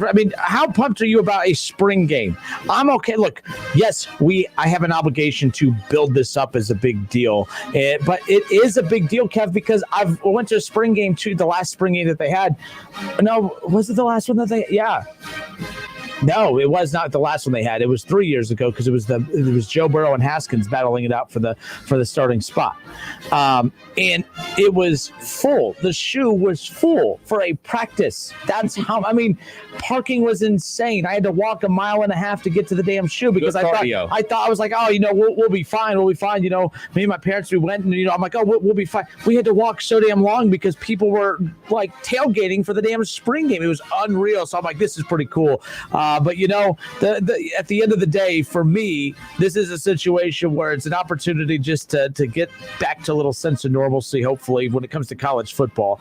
And that's going to be a big deal. But Buckeye fans, are you excited about it at all? I know my job is to overhype it, but I'm not doing my job right now. I'm telling you how I truly feel when it comes to just getting that sense of, the band. I can't believe I'm so excited about the band being back. That's why I wanted this playing in the background, just so we can get a feel of it, man. Just get a feel of it. Phil and Amanda Lassiter on Facebook says, for $10 to $15, I don't care what the weather is. I'm going to the spring game to see the Buckeyes and all the new faces. Oh, I'm with you, man. So the tickets, by the way, I'm glad you brought that up, Phil, because I talked about me having to do my job. I almost messed up doing my job because I have to announce how you can get the tickets. So the tickets will go on sale, Kev, on Monday at 11 a.m. Online at Ticketmaster. Mm-hmm. So you can get your spring game tickets online at Ticketmaster.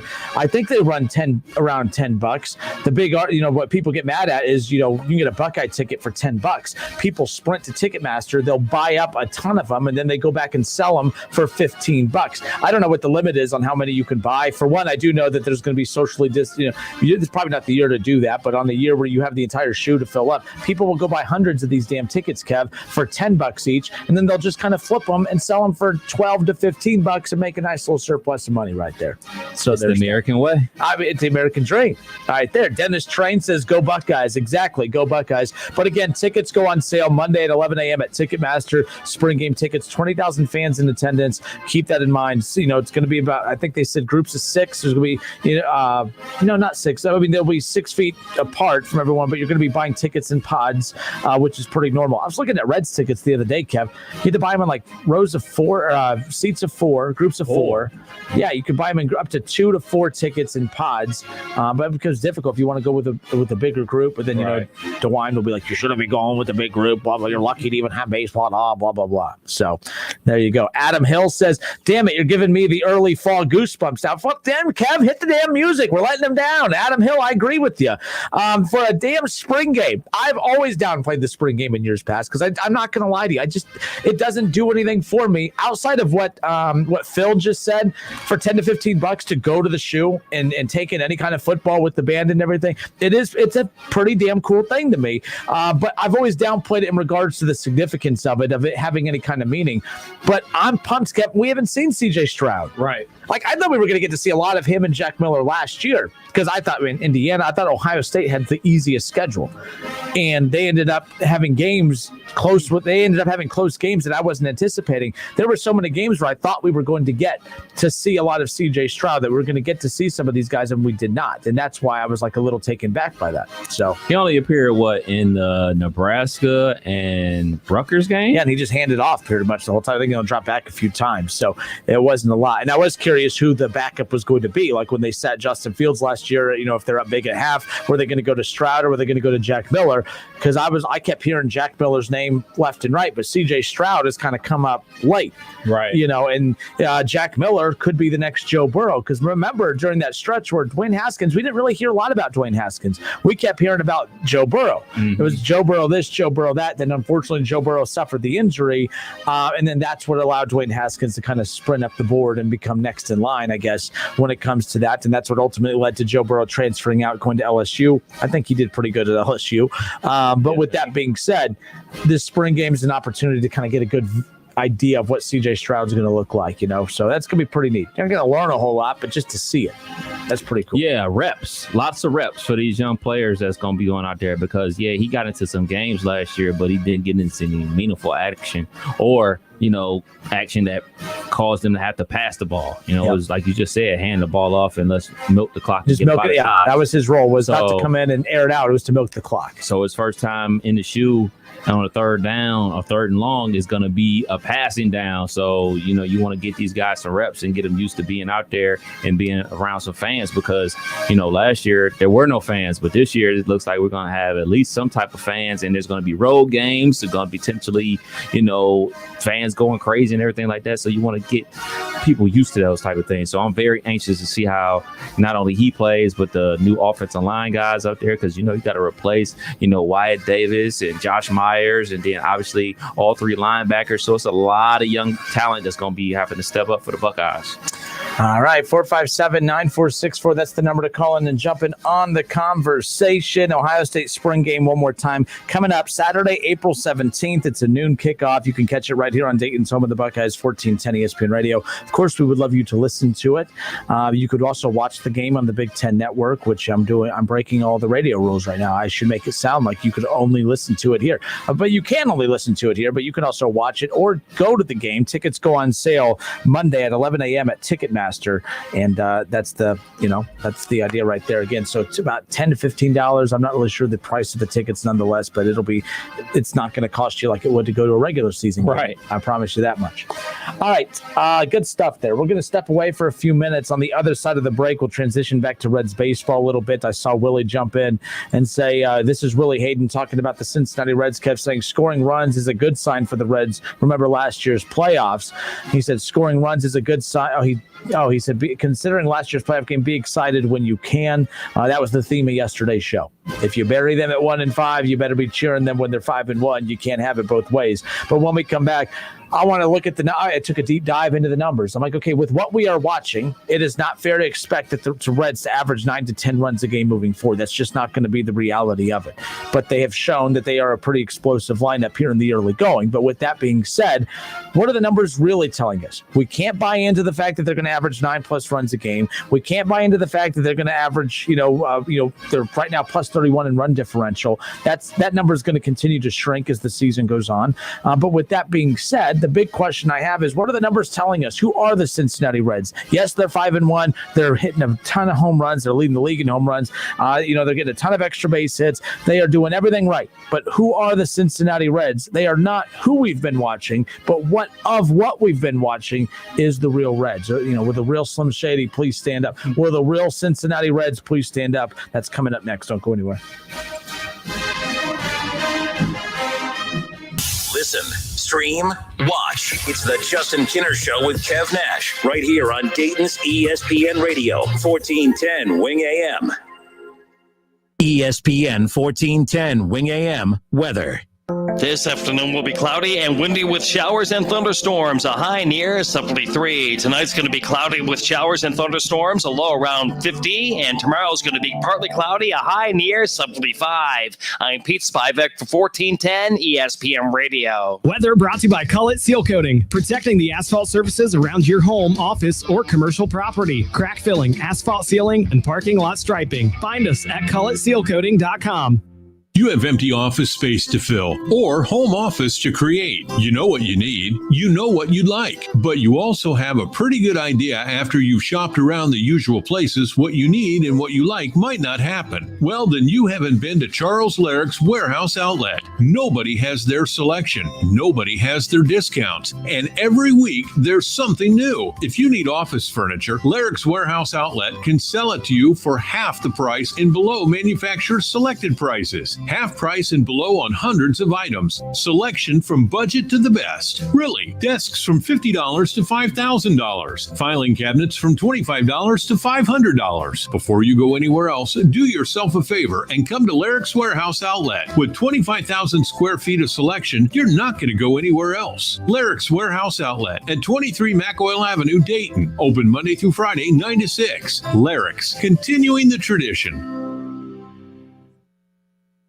Hi, my name is Brian Sommers, and I'm an attorney with Kirkland and Sommers. We are a law firm dedicated to divorce and family law. We have 2 locations serving Miami Valley, one near Austin Landing and the other in Troy. Remember, we're not part-time divorce and family lawyers. We're full-time here for you. Kirkland and Sommers, trusted and experienced, a family law practice dedicated to serving you. Visit them online at kirklandandsummers.com. That's Summers with an O, kirklandandsummers.com. I'm Dr. Andrea Russo, a cardiologist. Maybe you're waiting to talk to your doctor right now. But if you're having an irregular heartbeat, heart racing, chest pain, shortness of breath, fatigue, or lightheadedness, don't wait. This could be a serious condition like atrial fibrillation, which can make you about 5 times more likely to have a stroke. If you're having these symptoms, don't wait. Talk to a doctor by phone, online, or in person. Brought to you by Bristol Myers Squibb and Pfizer. To make sure that the air in your home is absolutely perfect, call William Brockman & Sons Heating and Air Conditioning. They are offering up to $1,800 in rebates or make no payments for 6 months when you finance a new Lennox system for as little as $132 a month. Call William Brockman & Sons Heating and Air Conditioning at 937-222-8638 today. Conditions apply. See dealer for details. Ohio license number 14911.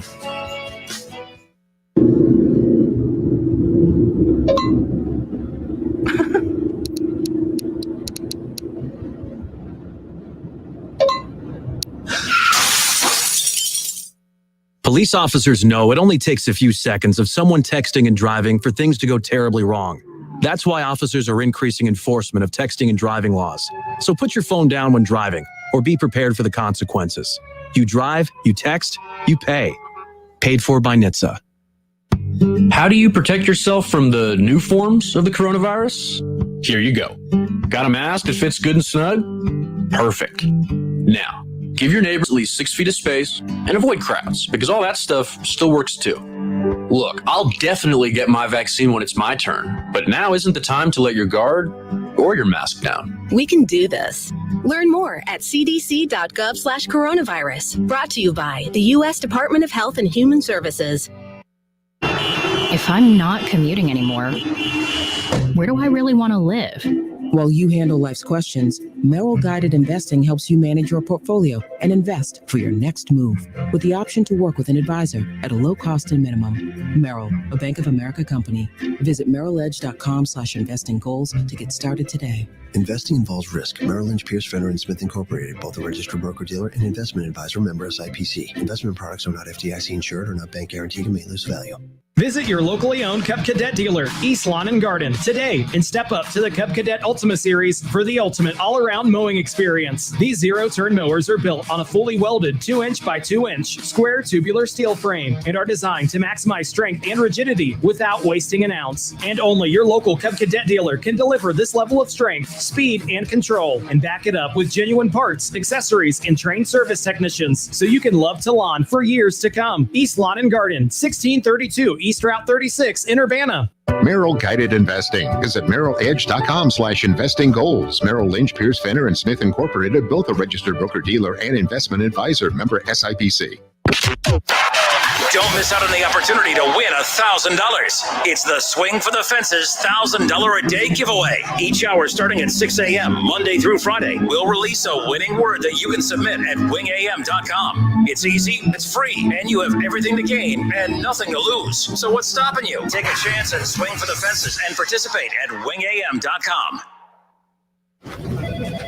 Well, Jason, I've got to tell you, you're pretty much everything this company is looking for in an entry-level candidate. Great. Your resume isn't quite what we're used to, but you've got a fantastic work ethic. Thank you. And I'm impressed by how you carry yourself. So, should we talk about the job? What? The job? Oh, sorry. Yeah, I have no way of recruiting or even meeting you. This interview didn't happen. It may sound ridiculous, and that's because it kind of is. There's a huge pool of talent your company is missing out on. Meet the grads of life. Who are they? Talent worth knowing about. Young adults of unique determination and experience. An ideal fit for your company in an entry-level position, internship, or even mentorship. They might not have every qualification you typically look for, but they're exactly who your company needs. Man, we really could have used him. Don't miss out on a resource many innovative companies have already discovered.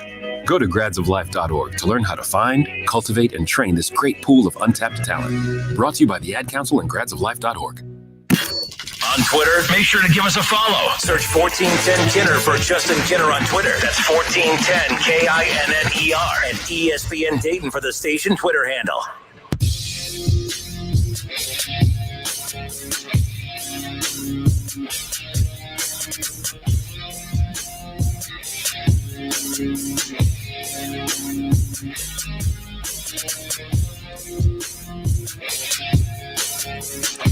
We are Dayton's home of the Cincinnati Reds, and the Reds are 5-1 to start the 2021 season. And again, we all know that the month of April has always been the Achilles heel of the Cincinnati Reds, and they have historically, especially in recent years, have been horrible in April. They have not had a winning April since 2013, and it was April of 2013 when they finished 15-13. That's the best April that they've had in the last 10 years. And right now, the Cincinnati Reds are off to one of their hottest starts to a season, not just from a win standpoint, but from a production standpoint. I mean, offensively putting up numbers that we haven't seen since back when this team was winning World Series and getting to the playoffs on the regular. I think that it's way too early to be talking about World Series and playoffs and that type of thing. I'm not that delusional, but I am pretty damn excited with that being said. So the Cincinnati Reds are off today after wrapping up the series, after sweeping the series with the Pirates yesterday. They opened up with the series with the Cardinals, taking 2 of 3 from the Cardinals. They took all 3 from the Pirates. Off day today. Starting tomorrow, though, it'll be one of 6 straight games on the road over on the West Coast. So they're going to have 3 with the Diamondbacks starting tomorrow.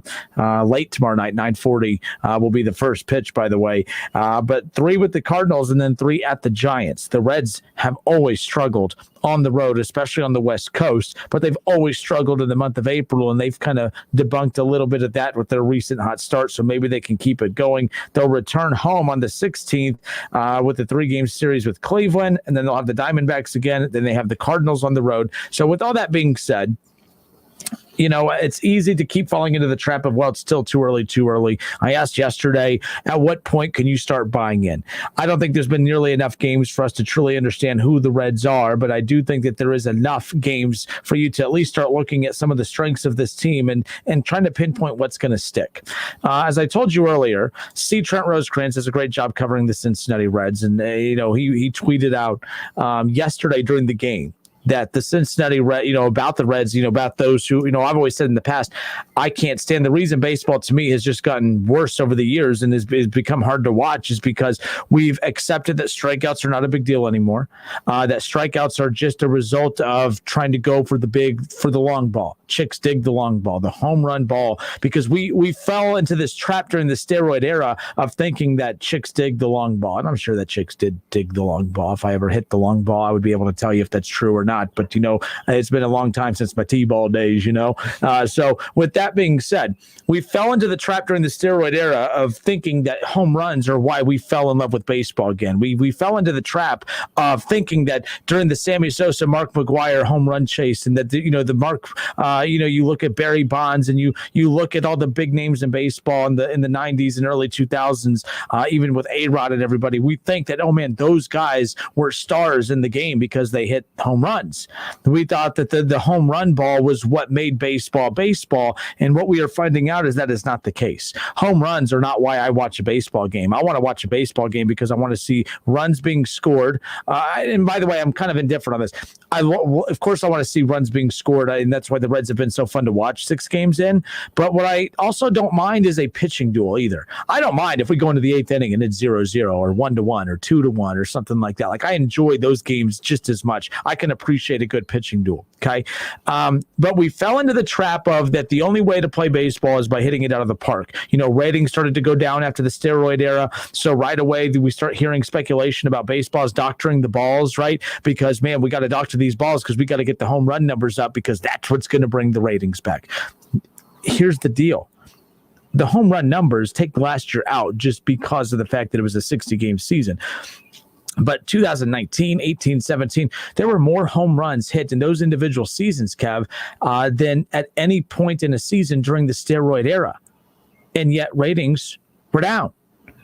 The home run ball is not why people tune into baseball games, because as fun as it is to watch a home run, I don't know if you ask me, I would rather watch a bases clearing double than a one-run home run. And that's what ends up happening a lot more times than not, is first batter up, strikeout, attempting to hit a home run. Second batter up, strikeout, attempting to hit a home run. Third batter up, boom, home run. No one's on base, but hey, you put one run up on the board. Next batter up, trying to go for a back-to-back home run, strikes out, boom, end of the inning. So then you end up getting a lot of innings with some home runs, but there's no one on base. And it just feels like you are working really, really hard to not get that far. And so to me, good quality fundamental baseball of advancing the runner, moving the runner, advancing the runner to second. As crazy as it sounds, yes, dropping a bunt. There is an art to dropping a bunt, and that no longer exists. So Trent Rosecrans yesterday tweets out that I hate to break it to the home runs are bad people, but the Reds lead the majors with 14 home runs, as if that's why the Cincinnati Reds are sitting atop Major League Baseball right now as its hottest team. Look, with everything I just said, I love home runs. Just like in basketball, I love the three-point shot. But there are many people who say that the three-point shot has kind of ruined basketball for some of the old school folks, and that the home run ball is actually kind of ruining baseball a bit. And it's not the home run ball, and it's even not the three-point shot. We need to reword this. The three-point shot's not ruining basketball, just like the home run is not ruining baseball.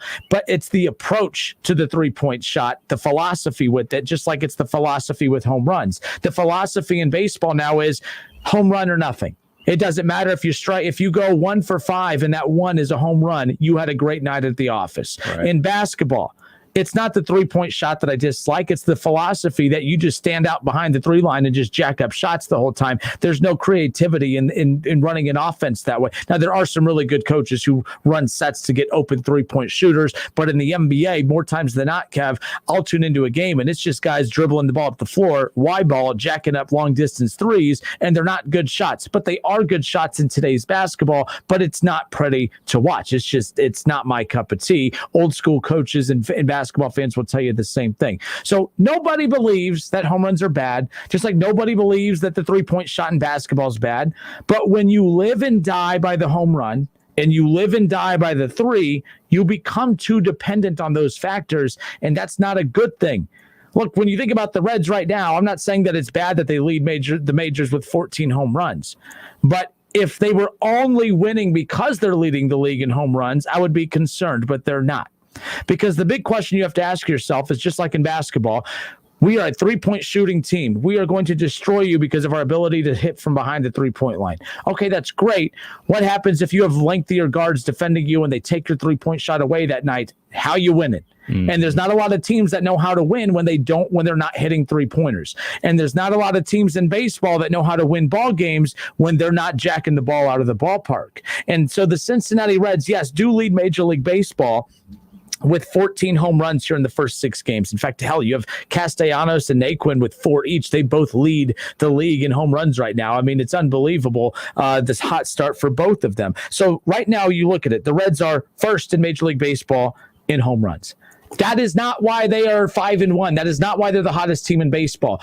They are doing the home runs are the cherry on top to everything else that they are doing. How about the fact that right now they have 127 total bases, which is number 1 in Major League Baseball. That's what is unbelievable to me. Or they're first in that. They're so 27 total bases. So they're leading that. So they're getting on base every inning. They're getting on base every inning. They have an opportunity to score. Every opportunity they have an opportunity to advance the runner and put the pressure on the pitcher and put the pressure on the catcher and the defense and so on and so on and so on. They are first in Major League Baseball in RBIs. They have 54 RBIs for the first 6 games of the season. They are second in extra base hits. Okay, they are first as a team in Major League Baseball, hitting a combined average of 316. That's why the Reds are 5-1. The Reds are not 5-1 because of their 14 home runs. So I did the math. I'm like, okay, if you subtract the 14 home runs, the Reds are then third in total runs scored in Major League Baseball still. The Reds are putting up runs on the board, and it's not all home runs. Yeah, they have 14 home runs, which is crazy to think about in 6 games, but they are moving. They are hitting the ball. They are advancing runners. They are driving in runs. That's my big question about the Reds. Just like in basketball, you live and die by the 3. Sure, you're fun as hell to watch when you are, knocking everything down from the 3-point line. But what happens when you're not hitting the shots? Who are you at that point? Do you have isolation players that you could drive in and get some high percentage looks? Do you have a post player that you could work the ball through to get high percentage looks? Who are you at that point? And it's the same thing in baseball. Sure, it's awesome and great when you are hitting home runs, and the Reds are doing that right now. But who are you when the ball stops leaving the ballpark? How are you generating runs? Because my concern about the Reds is historically, especially recently, they are one of the worst teams in baseball at generating runs, at producing runs. And it's hard to watch. It's exciting. Oh, Moustakas a home run, Castellanos home run. And 2 home runs back to back, and the Reds lose 6-2 because they don't generate any other runs, at least with the last season and even seasons before that, before they got here. That's my biggest concern about the Reds. But what I love about what I looked at diving into these numbers, Kev, is the fact that they are, they're second in the league in extra base hits. They're first in total runs driven in. They're second in the league in total bases in regards to runners on base. They are doing all the little things. The home runs, they're just the cherry on top. Chicks dig the long ball, but when you have 3 home runs in a game and you're losing 6-3, I would rather have the small ball approach. Again, I love Alex Rodriguez's take on this of teams would rather lose playing the new school way than win the old school way. Yes, I know home runs are fun, but they're only fun when you complement them with the small ball principles, when you complement the home run with advancing the runner and being aggressive, stolen bases. The Reds right now are top 10 in stolen bases as well. They are doing everything.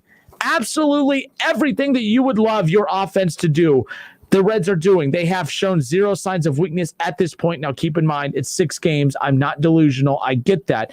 But to me, if the Reds were 5-1 and they're 5-1 and they're rolling right now because they're only leading the league in home runs, but they're out of the top 10 in extra base hits, they don't have a lot of runners on base. If they're winning with just the home runs, in spite of all that, I wouldn't be as gung-ho about the Reds start.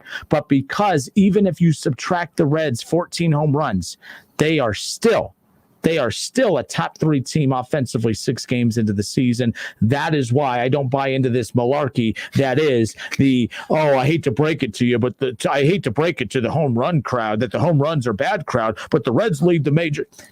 Enough with that crap, because I've been trying to convince people that the nerd way of baseball is the way to play baseball. The Reds are playing the common sense way of baseball. Sometimes we make things too hard. The Reds are making it pretty damn easy. Just put the bat on the ball and let the ball do the work. And the ball's been doing a lot of the work. It's been leaving the ballpark. It's been staying in the ballpark. It's been finding pockets in left center, right center, along the foul line. I mean, the Reds are just crushing the ball right now, and it's not just home runs. Yes, chicks dig the long ball, but just like the 3-point shot, if you live and die by the home run, you will die by the home run. And the Reds are not living by the home run right now. The home runs are just the cherry on top. For me, I like to look at stats in baseball, and I get worried about how stats are going to be looked at in the future. Like batting percentage, like now that's like thrown out the window. People don't even care about it anymore, and like, back in the day, like if you batted 300, like, oh man, you a guaranteed Hall of Famer and everything like that. So is that stat just going to be thrown out the window? We're just going to simply look at how many home runs you hit. Is that just going to be the new marker for people making the Hall of Fame and everything like that? In a sport driven by stats so much, and you just basically do away with all stats besides home runs, I do worry about that. Oh, no, absolutely. And as the game evolves, the stats become, some stats become less impressive than others. Now, I heard this the other day we're going to get into our top 5 under 25 in the NBA coming up around the corner. And the one stat that I started jotting down for a lot of these guys is how impressed I've been with how many points per game that they average as a rookie. The NBA per team, per game they are averaging 30 more shots per game. Right. Every team in the NBA right now is averaging 30 more shots per game than what they did in the 90s. It's not like we're talking about a large gap here. We're not talking about, oh man, they take 30 more shots a game now than what they did in the 70s. No, we're talking about the 90s. The NBA right now, per team averages 30 more shots per game, per team, per night. Right. Since the 90s. So when I hear that, man, the rookie is averaging 24 points a game, that rookie is also probably getting 5 to 6 additional shots on a given night, which adds up to, at the end of the season, we're talking almost to 400 additional shots. Rookies are getting 400 more shots a season than what rookies did in the 90s. Plus, they're getting playing time because there's more points per game. So I don't really care about the points per game as much in basketball, because the game has changed to where there's more shot attempts. Right. I'm not saying it's not as efficient. They're being efficient within the amount of attempts that they get, but it's a lot easier to average 20 plus a game when you get 12 shots per game as opposed to the 4 shots a game that you were getting in the 90s. And it's the same way with baseball right now. Baseball is totally changing their approach. Strikeouts mean absolutely nothing. High hitting percentages we've become satisfied with the 260s and 270s because, they strike out a lot, but damn it, they're going for the home runs. I just feel like the way the game's being played has changed so much over the last decade or two that it's hard to use the stats of today to compare to the stats of yesteryear because the game is not being played the same, not even a little bit. Would an Ichiro fit in today's game? The thing about Ichiro is he should fit in every generation of baseball just because it's just fundamental baseball for him. Put the bat on the ball, single, single, single, single, single. Pete Rose, Pete Rose wouldn't work in today's game, right? I mean, he would, but he technically wouldn't, because Pete Rose would have to be told to swing for a home run every time or you're a bum. And Pete Rose was not that guy. You don't become the hit king by trying to hit home runs every single time. It sounds like the only way to become the home run king is to use steroids. I mean, but to be the hit king, you just got to put the damn ball in play. That's what you got to do. So I don't know. It's just we always talk in basketball, if you take players from previous generations and drop them in today's, how would they play? Baseball is just one of those sports that's fascinating because it wouldn't change much. I mean, Pete Rose, we would consider unathletic, and we would consider, you know what I mean? We wouldn't consider him a freak athlete, but damn it, no one has as much heart as he does when it comes to playing the game. That's for sure. You could bet on that. All right. It's the Justin Kinner Show with Kev Nash. What'd I say? I'm not repeating it. We're a Reds affiliate. I mean, you look a little royal flushed over there. I don't understand what. Oh, well. All right, folks. But I'm curious your thoughts on any of that too, Reds fans. Again, it's not just that they're 5-1. It's not that they're winning. It's how they're winning. They are not just winning because of the home runs right now. They are winning because they are literally doing all of the little things that we are told that doesn't work anymore. Hell, I've seen the Reds drop a few bunts already this season. They were one of the worst bunting teams in baseball last 2 years. I mean, for a while.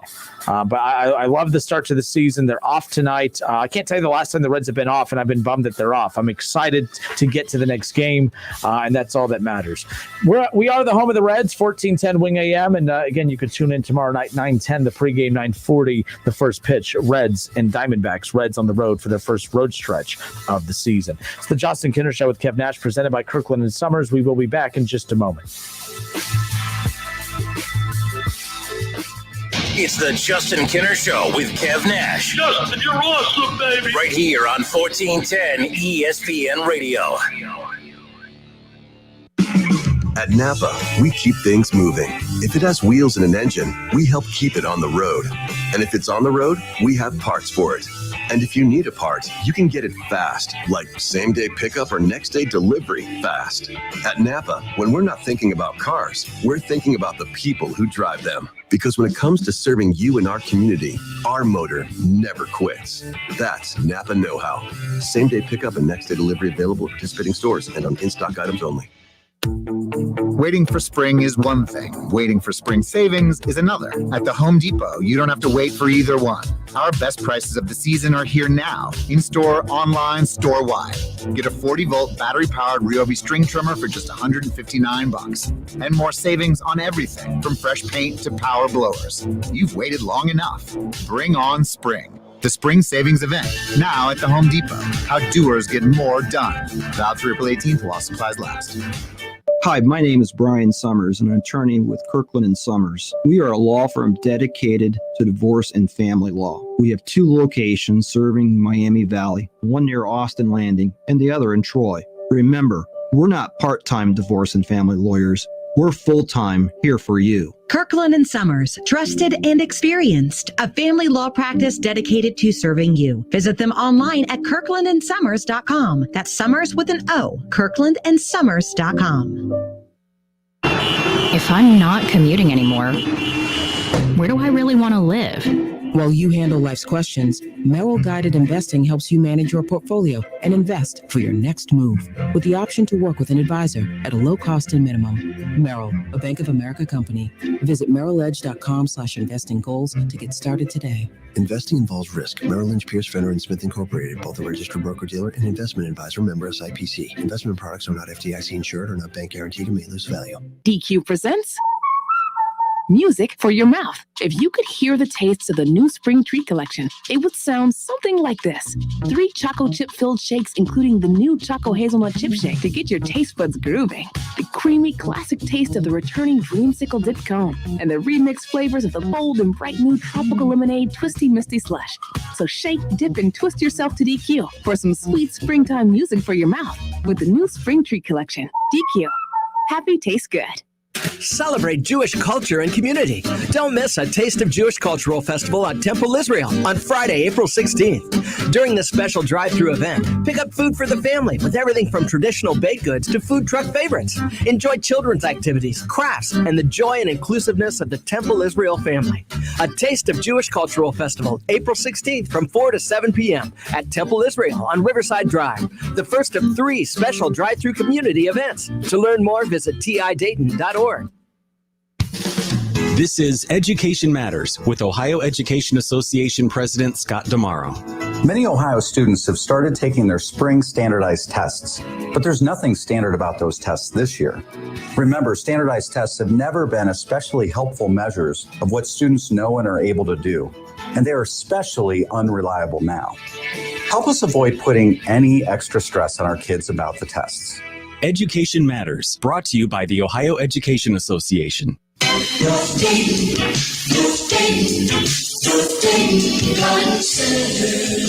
Hi, Pete Kasuji here to tell you it's time to start thinking green. Get out those shovels and rakes and take advantage of every sunny day this month so you don't have to play catch up next month. Get started on that landscape project you've been thinking about all winter. Plant a tree or a hedge, a flowering shrub, or maybe a few evergreens and ornamental grass around the porch or deck. It's also time to sow our famous green mat grass seed for a lush green lawn this summer. Sow that grass seed now and you'll be mowing by the middle of May. We've got everything you need for a great-looking yard or patio at our 6-acre garden center at 1309 Brant Pike. Come out and see why they call them greenhouses.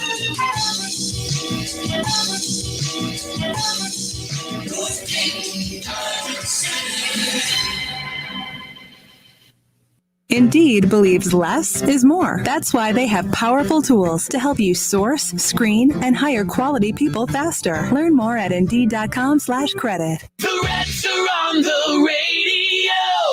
Every hit, every strikeout, every Reds victory. You can catch all of the action all season long right here on Dayton's home of the Reds, 1410 ESPN Radio.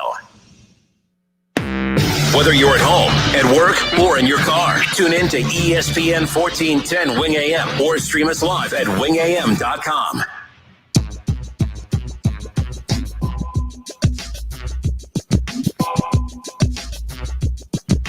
All right, we are back. I'm Justin Kinner. He's Kev Nash. Hanging out with you live on Dayton's ESPN radio station, 1410 Wing AM. We are Dayton's home of the Buckeyes and the Cincinnati Reds. The Ohio State Buckeyes, as we talked about earlier, their spring game is coming up a week from Saturday, April 17th. It'll be a noon kickoff. You can catch it right here on 1410 ESPN radio. But keep in mind, if you would like to attend the game at the Shoe, that's right, going to a sporting event sounds crazy, right? But the spring game will be open to fans. They have capped it at 20,000. There'll be 20,000 fans in attendance. Tickets will, and again, there's different tiers of people that they are offering certain tickets to, but overall there will be 20,000 fans in attendance. You can purchase your tickets on Monday at 11 a.m. That's when they go on sale. You can get your spring game tickets at 11 a.m. at Ticketmaster, so keep that in mind. But the 17th, the spring game, Ohio State versus, well, Ohio State. In fact, Ron earlier says, I bet you Ohio wins. Well, I'll take that bet. Ohio has nothing to do with this spring game. It's Ohio State, and then he corrected it with State at the end. So he corrected himself. He caught it. So the Ron coming in clutch right there. But yeah, as we talked about, it's a spring game. It's basically a glorified, it's a glorified scrimmage. But you Buckeye fans are absolutely nuts. You guys love anything Buckeye related. And the Shoe, I guarantee you, all 20,000 seats that are going to be made available to fans, there will be an ass in every single one of those seats. I promise you that much. So keep in mind that that's coming up on April 17th. You get a chance to see C.J. Stroud, Jack Miller, and others. Whether it's going to be Trevion Henderson at running back, is it going to be? I mean, there's so many big names at so many big positions, and the defense too. They're filling a lot of holes right there. Yeah, man. I mean, that's those top defenses in the last 2 or 3 years. I mean, a lot of those names are gone, and now it's time for the new secondary and the new, front, defensive line and backers and everything to kind of step up and make some big plays. So again, it's a spring game. You're not really going to get a good taste of that then, but just to see how this team lines up is going to be pretty interesting, and that's coming up a week from Saturday. Yeah, see what players and coaches trust to be out there early. We got a lot of freshmen out there who enrolled early, so they're going to be out there participating. Then we got a whole another slew of freshmen that are going to be coming in June. So, the talent just don't stop with Ohio State. All right. And again, the Cincinnati Reds, they will be they're off tonight, off night tonight, back in action tomorrow as they have the Cardinals. See, I'm like football in the mind. They have the Diamondbacks. Sorry. They 3-game road trip with the Diamondbacks, followed behind 3-game road trip with the San Francisco Giants. So that, again, that's the Reds' next 6 games. They will be off a week from today, next Thursday, and then they'll begin another homestand with the Cleveland Indians and the Arizona Diamondbacks once again. And then they'll be on the road at St. Louis for 3, on the road at the Dodgers for 3, and then they'll return home again to start the month of May with the Chicago Cubs and the Chicago White Sox. So Ann Anderson, shout out to Ann. I hope you are doing well on Facebook. She says that the Reds are on a roll. Who cares how they got there? Let them play. Personally, I prefer old school baseball, but I'm old, she says. She says that the days of get them on, get them over, get them in are long gone. I like Ann. I like it. She comes out and their pitching has been pretty good too. Oh, Ann, trust me. I don't know if you caught the show yesterday, but there's no negativity coming from me whatsoever. I'm all in on this Reds team right now. I don't think that I'm not willing to say that they're World Series bound, or hell, I don't even know if they're good enough to win this division, but they look like bracket right now, but I'm not going to overreact. If they were 1-5, I wouldn't overreact to that, just like I'm not going to overreact to 5-1, but it doesn't mean that you cannot be excited. If you bury them at 1-5, you got to cheer them when they're 5-1, and that's what we're doing here in Reds country. How about this college basketball news after, of course, after UCLA getting to the Final Four, Kev, interesting there. Cronin signs an extension through 26-27 and very much so deserved. Yeah. That's what happens in college basketball. You take a team to the Final Four after being down for a number of years.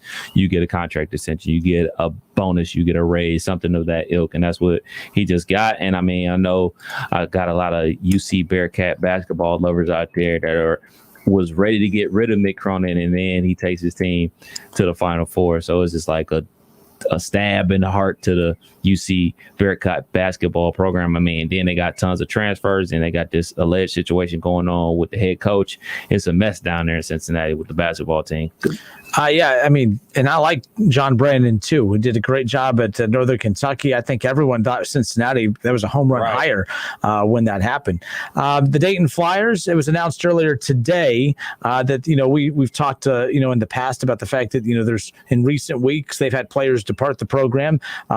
We've seen names enter the transfer portal for the Dayton Flyers, like Luke Frazier, which we really didn't get a good feel for who Luke Frazier is. But I think we kind of knew that Luke Frazier didn't have a big future with the Flyers just because of the big time talent that's coming in with that recruiting class around the corner. But Rodney Chapman entering the transfer portal, that kind of surprised me. I thought that he would just be done with basketball in general, and there's still a chance he doesn't sign and play elsewhere. But I just thought that the guy at this point in his career that he would have stayed put. But choosing to leave Dayton was interesting to me. He did say in his quote that, his dream was to play in the NCAA tournament. He has yet to do that. Maybe he just doesn't feel that he can get that done. And with the Dayton Flyers, maybe he's not confident that this is a tournament team for next year, and he doesn't want to risk it. So he's going to pick a landing spot that's going to put him in position to potentially play in that NCAA tournament. Who knows? But the Flyers, after talking about the names leaving the program, they get a big one here today. One of the top available transfers in the transfer portal that featured over 1,200 names, Kev.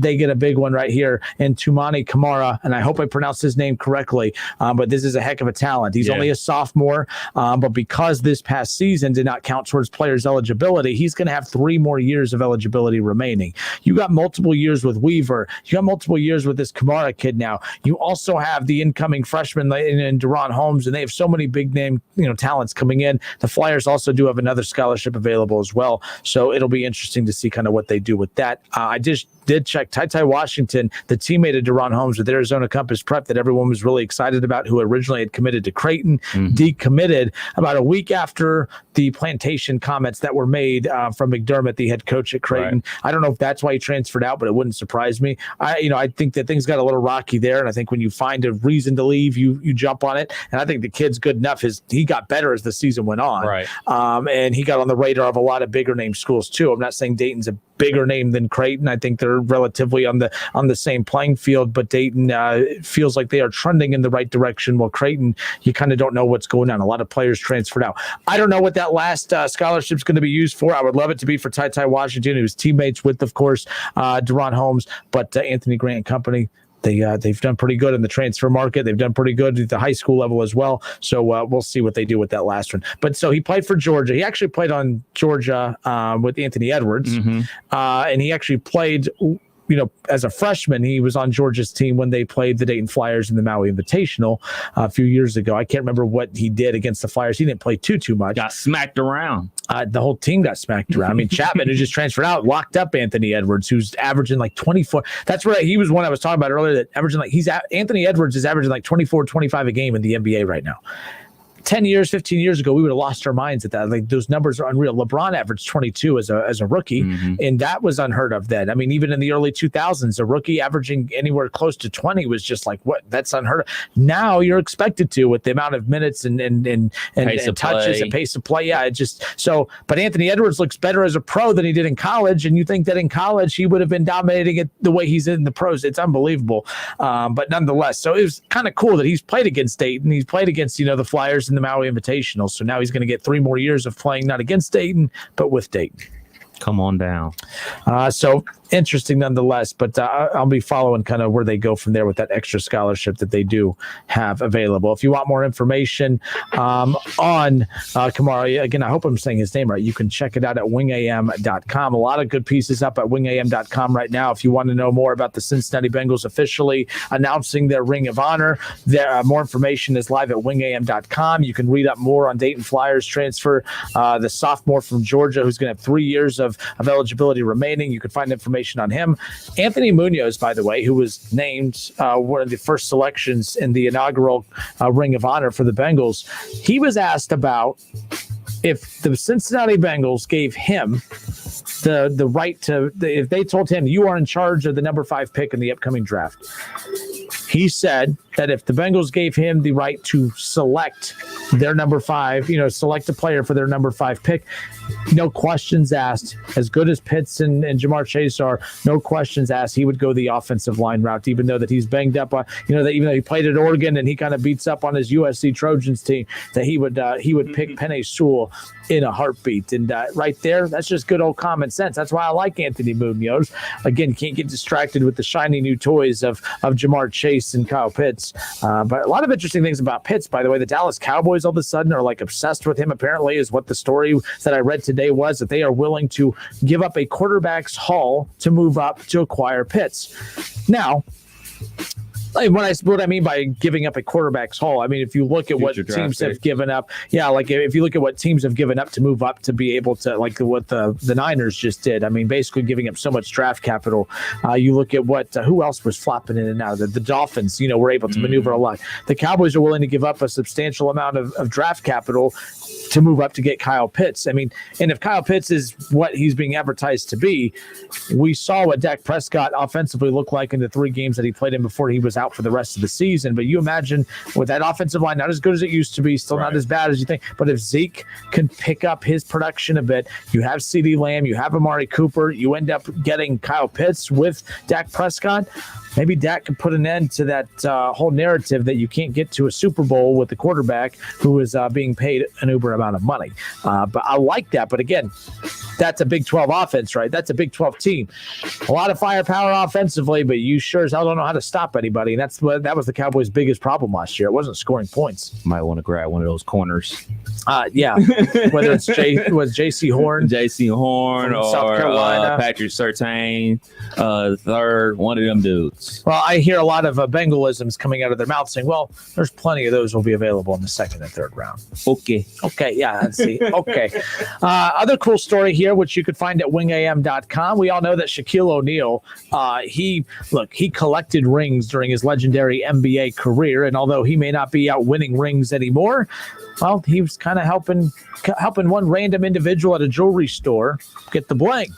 He was there getting, I guess he was buying some new earrings. Shaquille O'Neal was buying some new earrings or something, which sounds funny, but Shaquille O'Neal was there buying some new earrings. And while he was there waiting around, he happened to notice that there was some random sap in there who was setting up a payment plan for his fiance's engagement ring. And Shaq went over and paid the entire thing. Now, I'm pissed because I just purchased an engagement ring not too long ago, and there sure as hell wasn't no 7-foot NBA legend walking around looking to pay for people's engagement rings. I sure as hell could have used Shaquille O'Neal around that time. But I love those stories. Those stories are pretty cool. You posted the Chad Johnson one today. Yes, $1,000 tip. We talk to DoorDash Ray all the time about tips and everything like that. Imagine getting $1,000 tip.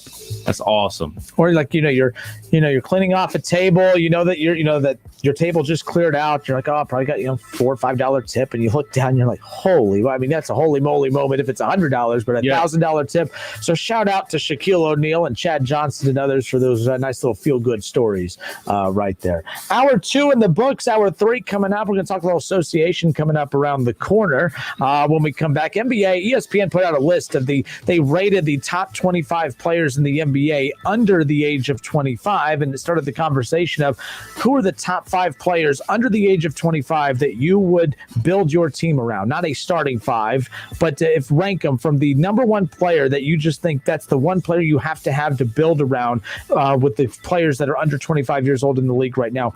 Who would that number 1 player be, and who would be your top 5 players in that list? That's what Kev and I are going to discuss on the other side. More of the Justin Kinner Show with Kev Nash, presented by Kirkland and Sommers, when we come back. Listen, stream, watch. It's the Justin Kinner Show with Kev Nash, right here on Dayton's ESPN Radio, 1410 Wing AM.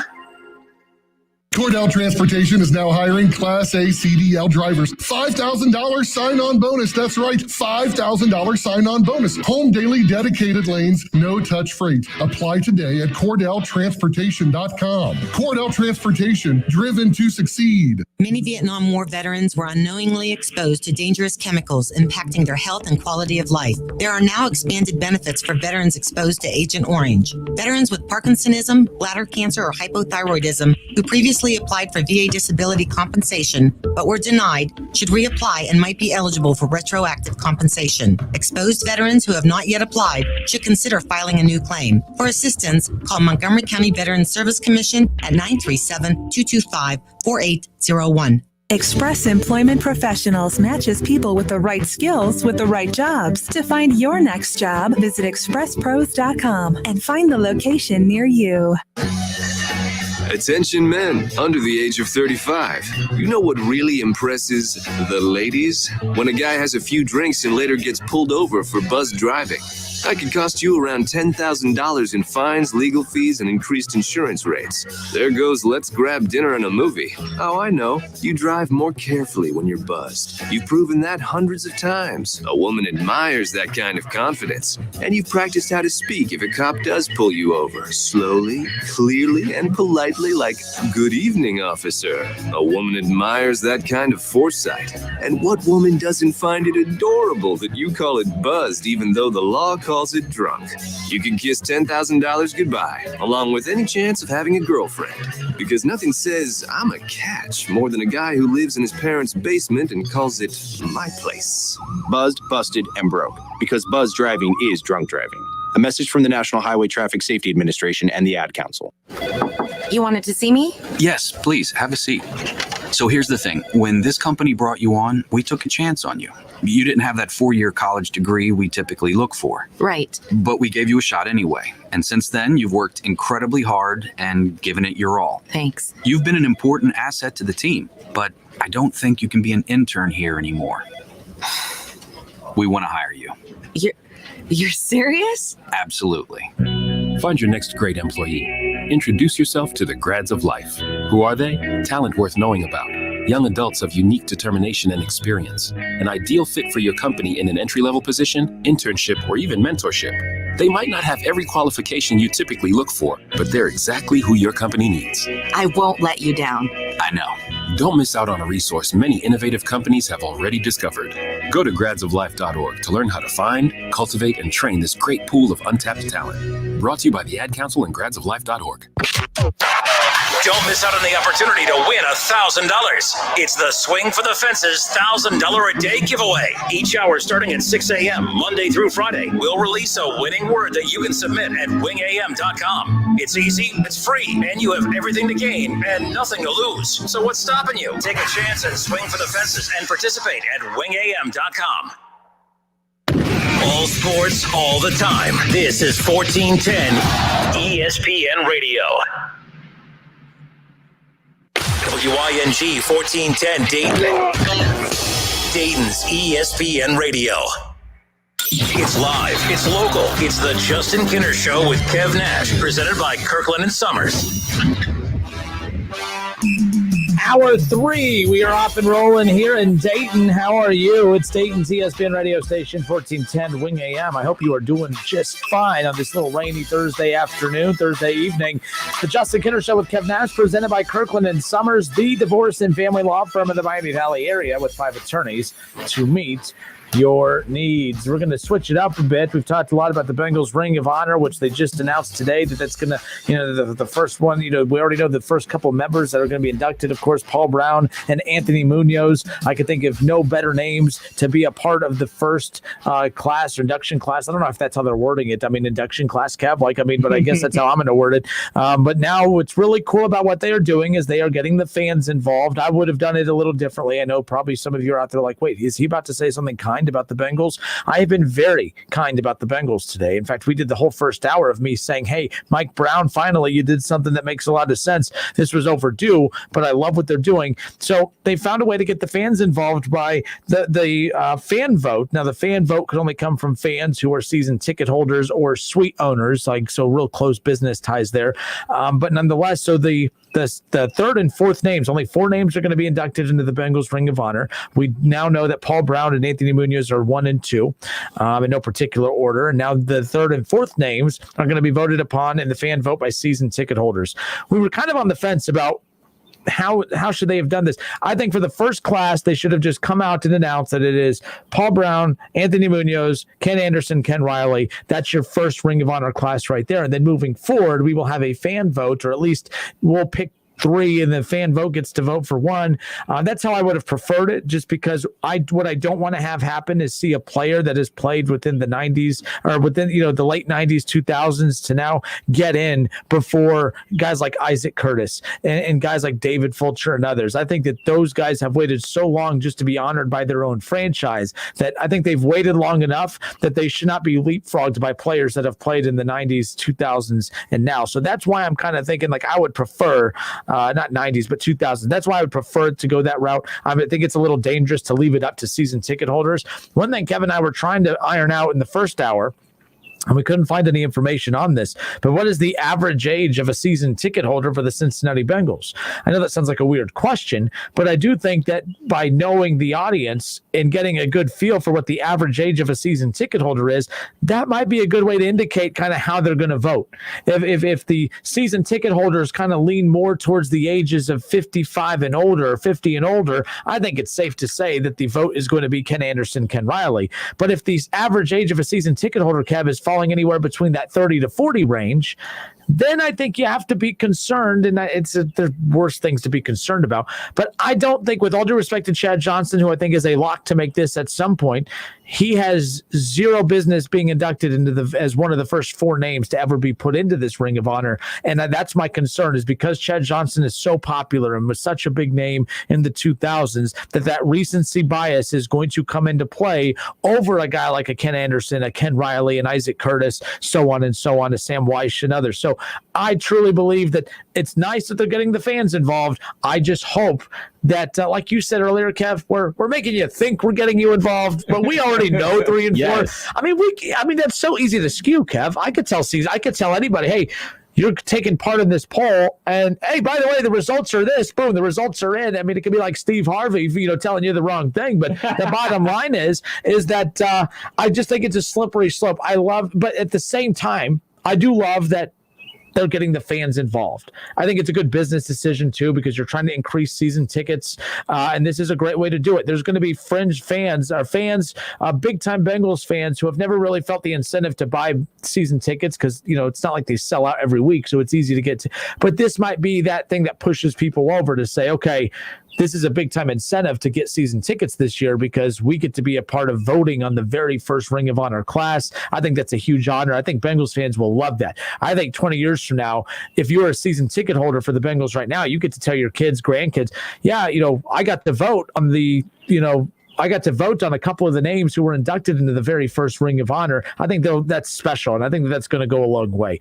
But we're not going to spend a lot of time on this, Kev, but just your thoughts, too, just to kind of recap that. Oh, yeah, man. I love it. I love it not only for the fans, but I love it for the players that are finally getting honored by an organization that, we can call cheap, and we can talk about all the bad things that the Bengals have done over the years on the field and, the situation with Carson Palmer and all those type of things. But as of right now, with them doing this, honoring their past and their past greats, and they do have a lot. I know they only have one Hall of Famer right now, but they're going to have more. And you know what? Honoring them by your own team is the first step. And, you know, publicity helps. You know, there's a reason why the Dallas Cowboys and the Pittsburgh Steelers have the most Hall of Famers. Yeah, it's because they got a whole bunch of Super Bowls, but, you know, they promote their guys. They're always on TV. They're always talked about, and they always, I mean, look at Michael Irvin. Like, he's on the he's NFL sweating on one network or another, yeah. And then he's on ESPN, and he's representing that star. He's representing the Dallas Cowboys. I mean, before that, Emmitt Smith was on ESPN. So you have to not only help your guys when they're on your team, but you have to help them post-career. And when you help them post-career, that only helps the brand of your team.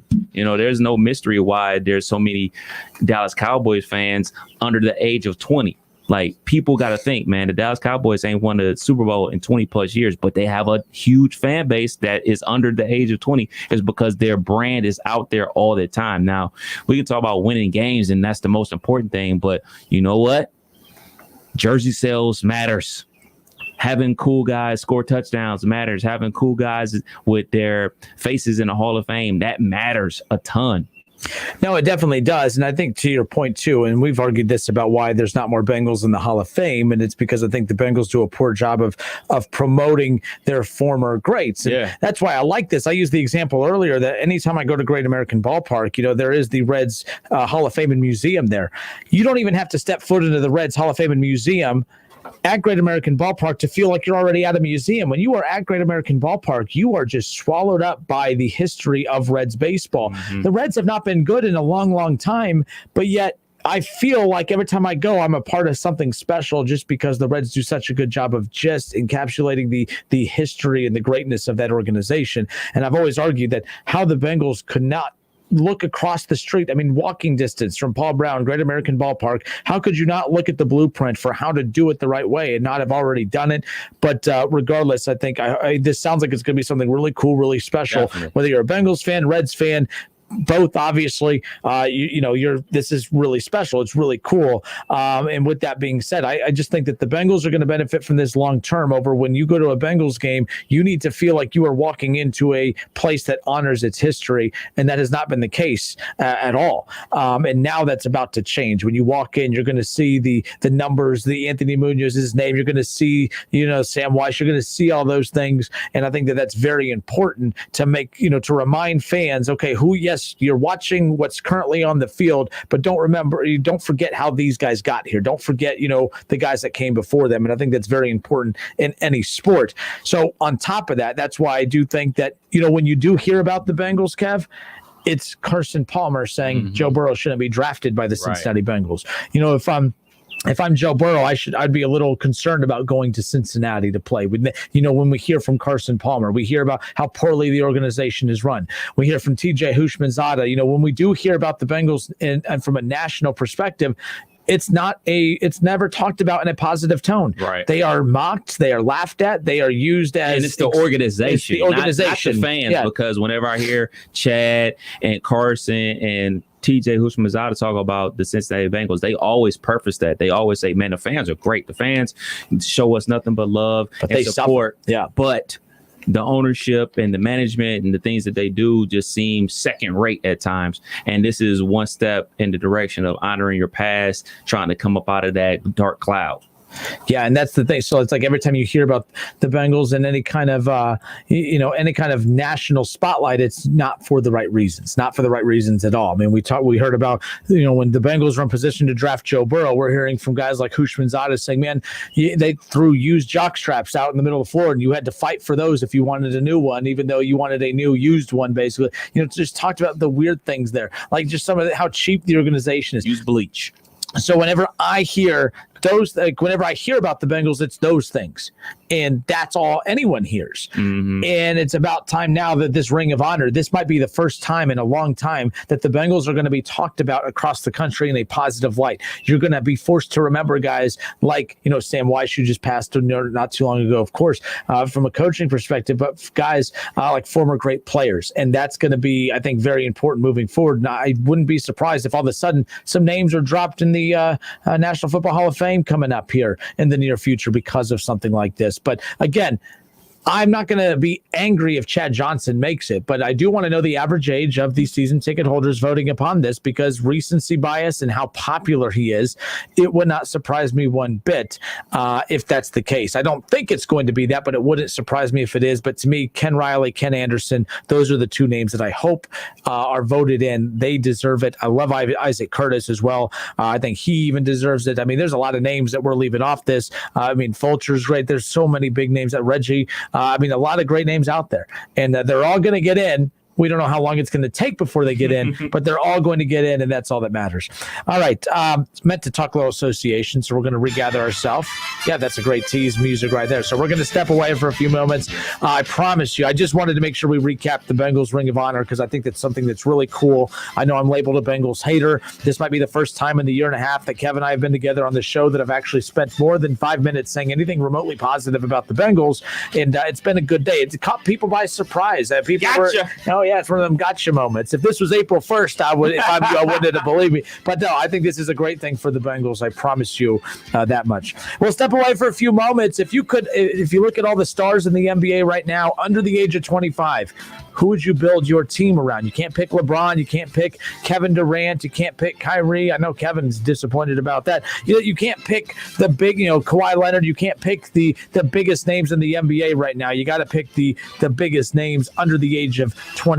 So who would be your top 5 players under the age of 25? ESPN just ran their top 25 under 25 list. It sparked a lot of controversy, a lot of discussion, and it got us to thinking, man, if we were building a team, who would we select? Who would we pick? Who would be the guys that we would want to build around? We're not picking a starting 5, but the 5 names that all deserve to have a team built around them under the age of 25 in the NBA. Kevin and I will give you our list when we come back. Don't go anywhere. Great song.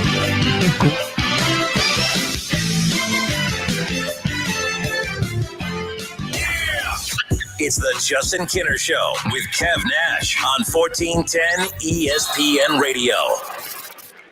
ESPN 1410 Wing AM weather. This afternoon will be cloudy and windy with showers and thunderstorms. A high near 73. Tonight's going to be cloudy with showers and thunderstorms, a low around 50. And tomorrow's going to be partly cloudy, a high near 75. I'm Pete Spivak for 1410 ESPN Radio. Weather brought to you by Cullet Seal Coating, protecting the asphalt surfaces around your home, office, or commercial property. Crack filling, asphalt sealing, and parking lot striping. Find us at culletsealcoating.com. I'm Dr. Baker, an ER physician. If you're having leg pain, swelling, or redness, but haven't talked to your doctor yet, don't wait. This could be deep vein thrombosis, a blood clot which could travel to your lungs and lead to a pulmonary embolism, which could cause chest pain or discomfort or difficulty breathing and be deadly. Your symptoms could mean something serious, so don't wait. Talk to a doctor right away, by phone, online, or in person. Brought to you by Bristol-Myers Squibb and Pfizer. Are you looking for a quick and delicious home-style meal your entire family will love? At Lee's Famous Recipe Chicken, home-style happens here with a 10-piece breast strip meal for only $19.99. Feed your family famously with 10 all-white meat breast strips cooked golden brown to perfection with 2 large sides and 5 fluffy biscuits. This home-style family meal is what cravings are made of. Get a home-style meal made easy with our 10-piece breast strip meal for only $19.99. Only at Lee's, famous for chicken. Hi, this is Joe Mullins with the Radio Ramblers. We've been thankful to perform throughout the state, the U.S., and beyond, featuring bluegrass music, homegrown here in Ohio. We are certainly ready to get back on stage in front of audiences and at festivals and concerts after we have enough people vaccinated in the state. The COVID-19 vaccine will let us all get back in business doing what we love. Please roll up your sleeve. Ohioans have come a long way, and we can't afford to stop our efforts now. Don't procrastinate. Vaccinate. To schedule a vaccine appointment, see gettheshot.coronavirus.ohio.gov or call 1-833-427-5634. That's 833-427-5634. Do it today for a healthy Ohio as soon as possible. 1-833-427-5634.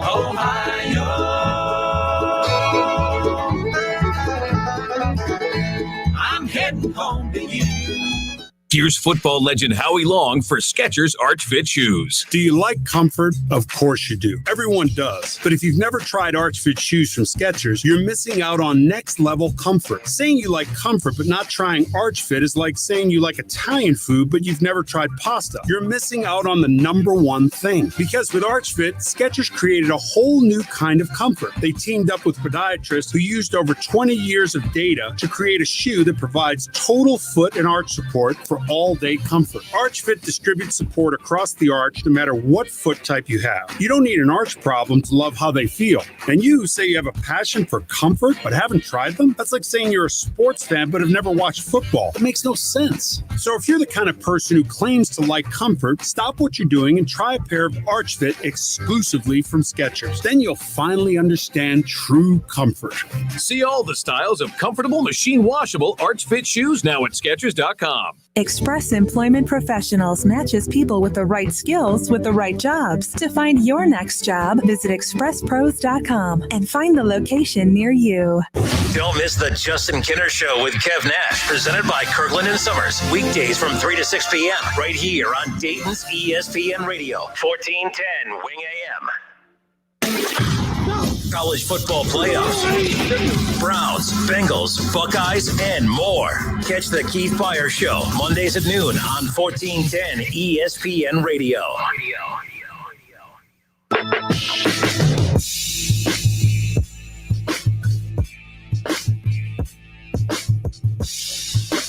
All right, we are back. I'm Justin Kinner. He's Kev Nash right here on Dayton's ESPN radio station, 1410 Wing AM. We don't talk a lot of NBA, but, we always love to talk NBA, and that's what we're about to do here. 5:21 here in the Miami Valley. Hope everyone's having a great day. It's the Justin Kinner Show with Kev Nash, presented by Kirkland and Sommers. ESPN released a list just earlier this week that led to a lot of, controversy. By the way, Stephen A. Smith went on this rant in this huge rant about he questioned the credibility of ESPN based on this list. And by the way, Stephen A. Smith was not actually believing that. I mean, you know how he is. He's very over the top. But literally, he got in trouble by ESPN for going off because Bobby Marks and some others were pretty upset that he was calling them out by name and yada yada. But nonetheless, so he had to come and apologize on First Take, which I thought was a little. I would not have apologized. I mean, anyways. But this list, it stirred up a lot of interesting conversations and debates. So the ESPN Plus, there's a list, the NBA's best 25 under 25, ranking young stars by future potential. This is where Stephen A. Smith was wrong right here, because this list was based off future potential, not necessarily where they are at right now. There are players on this list that are way better than some of the names at the top of the list right now, but when you add potential into the mix as far as the trajectory of the careers of these guys, I understand why some of these names are rated higher. We're going to go through the top 10 of ESPN's list before Kevin and I give you our top 5 NBA stars under the age of 25 of who we would build our team around. Luka Doncic coming in at number 1 on this list. No surprise there. He's 22 years old, only his third year in the league. He was projected to be the MVP this year, Kev. Obviously not the case. Still having a very good year. Zion Williamson coming in at number 2. Honestly, in my opinion, the biggest star to come into the league since LeBron. But nonetheless, obviously right now he's in that honeymoon stage that LeBron was in Cleveland throughout the rookie contract, where we didn't tune into Pelicans. We don't tune into Pelicans games expecting him to lead them to victory. We just tune in to be entertained. Eventually, that new shine will fade. LaMelo Ball, a rookie, would have been the easy vote, or the easy favorite to win Rookie of the Year had he not got hurt. I mean, with all the hype about. I always forget the other Ball's kid name. What's the other Ball kid? Lonzo. With all the hype that Lonzo had coming into his NBA career, everything that was expected of Lonzo, LaMelo is, and then some. LaMelo is head and shoulders better than his brother. At least it appears that way right now. Lonzo's still pretty good, but LaMelo, a fantastic talent. He's at number 3 on this list. He's only 19, Kev. Donovan Mitchell, fringe. I mean, he's just coming. He's 24 and a half. Yeah, he'll be 25 in September. So he is number 4 on this list. Now, this is an example of LaMelo Ball, Donovan Mitchell. Who's better? Obviously, Donovan Mitchell is better than LaMelo Ball right now, but this is what Stephen A. was getting ripped for, is because this list was talking about the potential of these stars. And again, right now, Donovan Mitchell's better than LaMelo Ball, but LaMelo Ball, based on potential, looks like he's projecting or on the right trajectory to be better than Donovan Mitchell. Real quick, Jason Tatum coming in at number 5 with the Celtics. He's 23 years old. De'Aaron Fox, 23 years old with the Kings at number 6. Ben Simmons, number 7. He's 24. He's a little past the 24 and a half age. He's Ben Simmons with the 76ers coming in at number 7. Devin Booker, number 8 on this list. He's 24 and a half as well. Bam! Abadeo. I don't even know if I say his name right, but Bam, he's just Bam Bam to me. 23 years old, number 9, and then number 10. I should have just made it the top 9 list. I can't even. Alexander. How do you pronounce Shai Gilgeous-Alexander? All right, there we go. So, but he's coming in at number 10 on that list. Real quick on reaction to ESPN's list. Your reaction was what when you first saw this come out? All this without the controversy. Mine was exactly what Stephen A's was. I thought LaMelo was way too high, and I understand what they're saying. Like they're saying, projecting where they're going to be in a couple years and everything like that. But I still think that's a little high for LaMelo, and I wouldn't even have Shai Gilgeous-Alexander in my top 10, maybe top 15. But I am a huge Ben Simmons fan. Are you doing your list right now? No, okay. I'm not. But I am a huge Ben Simmons fan because since I won't be talking about it on my list, I'll say this right here, right now. I'm a big Ben Simmons fan because people talk about all the things, well, the one thing he can't do, which is shoot. That's perfectly fine. It's a shooting league, and shooting and scoring is very important in this league. But he does everything else at a top 5 level in the NBA. Passes, rebounds, plays defense.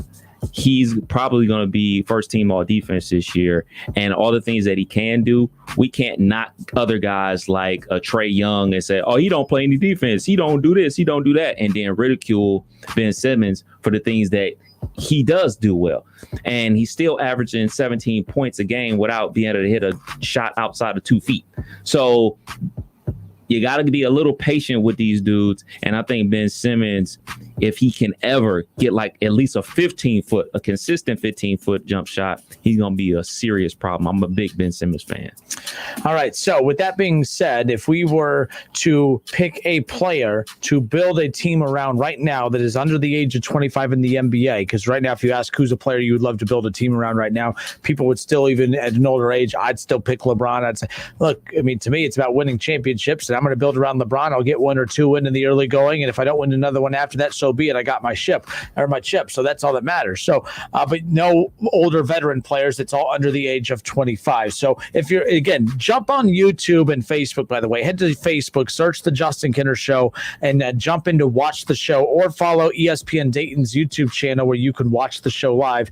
We are going to use our list. We're going to pop our list up on the screen while kind of walking you through them, giving your explanations. Plus, we would love to hear from you in the chat section of what would your top 5 NBA list be of players under the age of 25. And if you don't know the ages of some of these guys, but you think you're close, that's fine. You can send us your top 5, even if some of them are older. We would be able to tell you whether they're that age or not. But I'd like to hear from other people as well. As we're giving our list, I want to hear from others in the chat section. But head to YouTube, search ESPN Dayton, watch the show. You can look at the list live as we walk you through it. You can also watch live on Facebook, search the Justin Kinner Show, and watch the show live. All right, Kev, you are up first.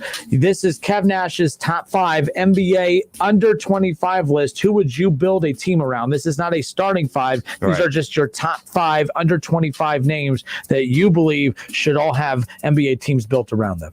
Number 1, and it should be number 1 for everybody, Luka. Luka is a complete animal out there on the court. Everything that you need Luka to do, he can do. He's basically a less athletic LeBron James. He is the same size as LeBron James when LeBron showed up in the NBA. He's doing exactly what LeBron did when LeBron got to the NBA, outside of the dunking on people. He's hitting game winners. He's doing everything. He's scoring the ball. He's rebounding the ball. He's passing the ball. He's making his teammates better. Luka. easy number one. He should be number one for everybody. Number two for me is a guy I'm sure people like don't watch because it's Utah and nobody watches Utah. The games come on at like 11:30 at night. But Donovan Mitchell. I got Donovan Mitchell so high on my list because the Utah Jazz have built a team around him already.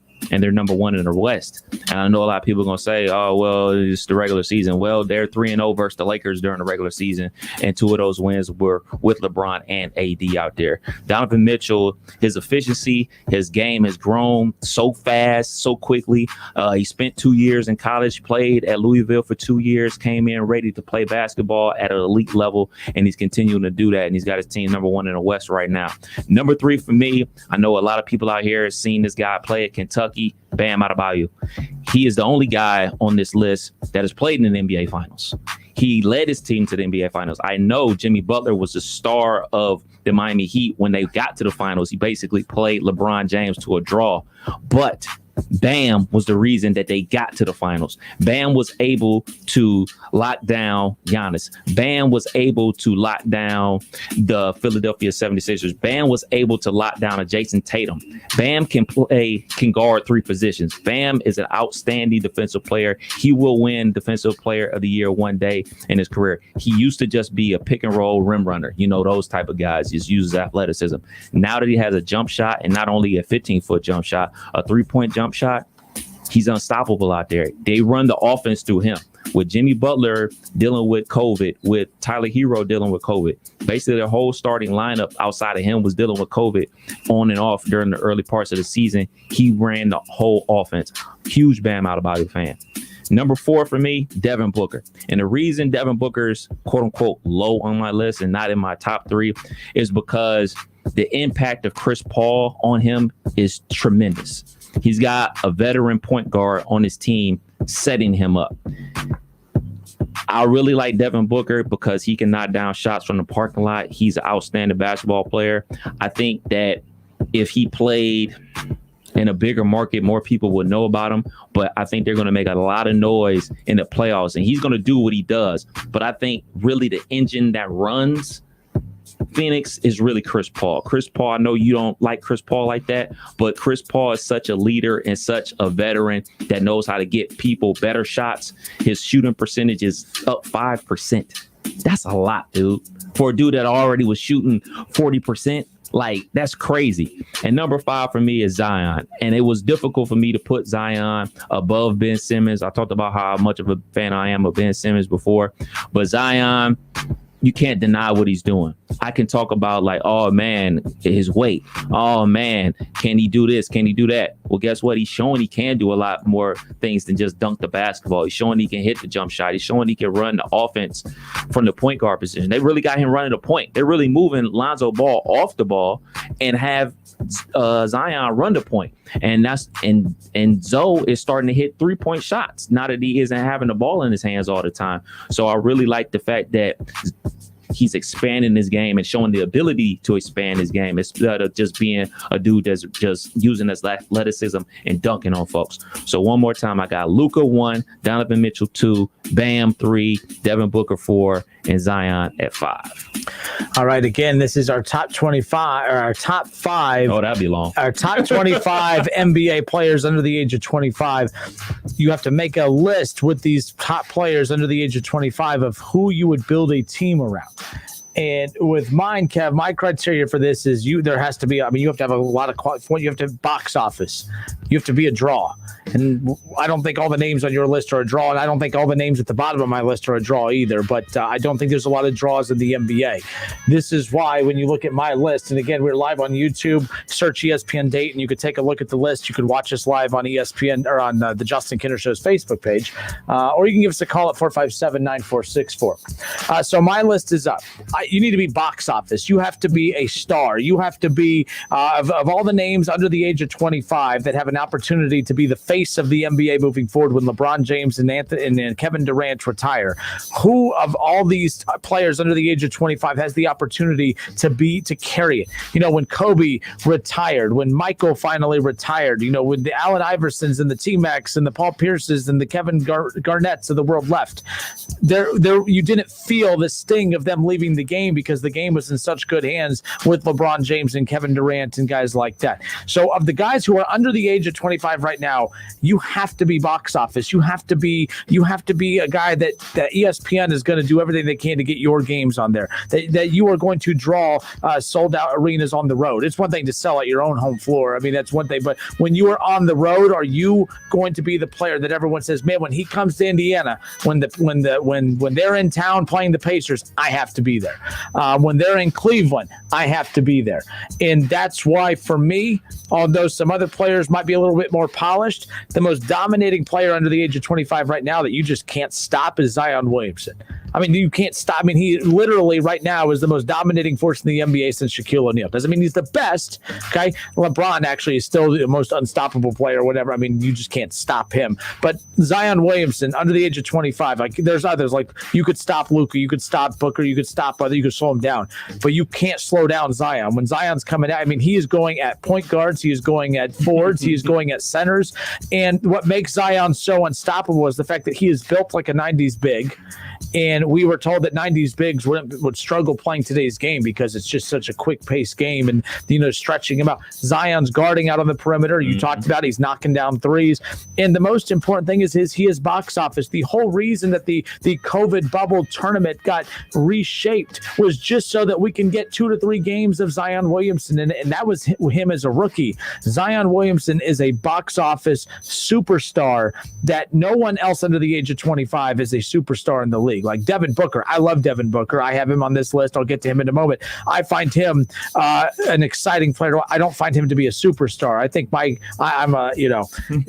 Kenner criteria is a little more strict than others. But when Devin Booker goes to play, when the Phoenix Suns go to play at the Indiana Pacers, I'm not dropping everything to go watch Devin Booker. I'm not dropping everything to go watch a Ben Simmons. I'm not dropping oh man, Bam's in town. I got to go see. I'm just not doing that. Zion's in town. Oh man, I have to see Zion play. And the next name on this list that I put in that same category, Luka. Luka is an instant superstar that when you watch the games, like my eyes are fixated on him the entire game. Just the way he plays off the ball, the way he plays on the ball defensively, off the ball defensively, with the ball in his hand, with the ball out of his hand. The game just looks different with him out on the floor. I love Luka Doncic. He's another one that, just like Zion, if the Dallas Mavericks are at Indiana, I'm circling that date because I have to go watch Luka. I have to watch Luka.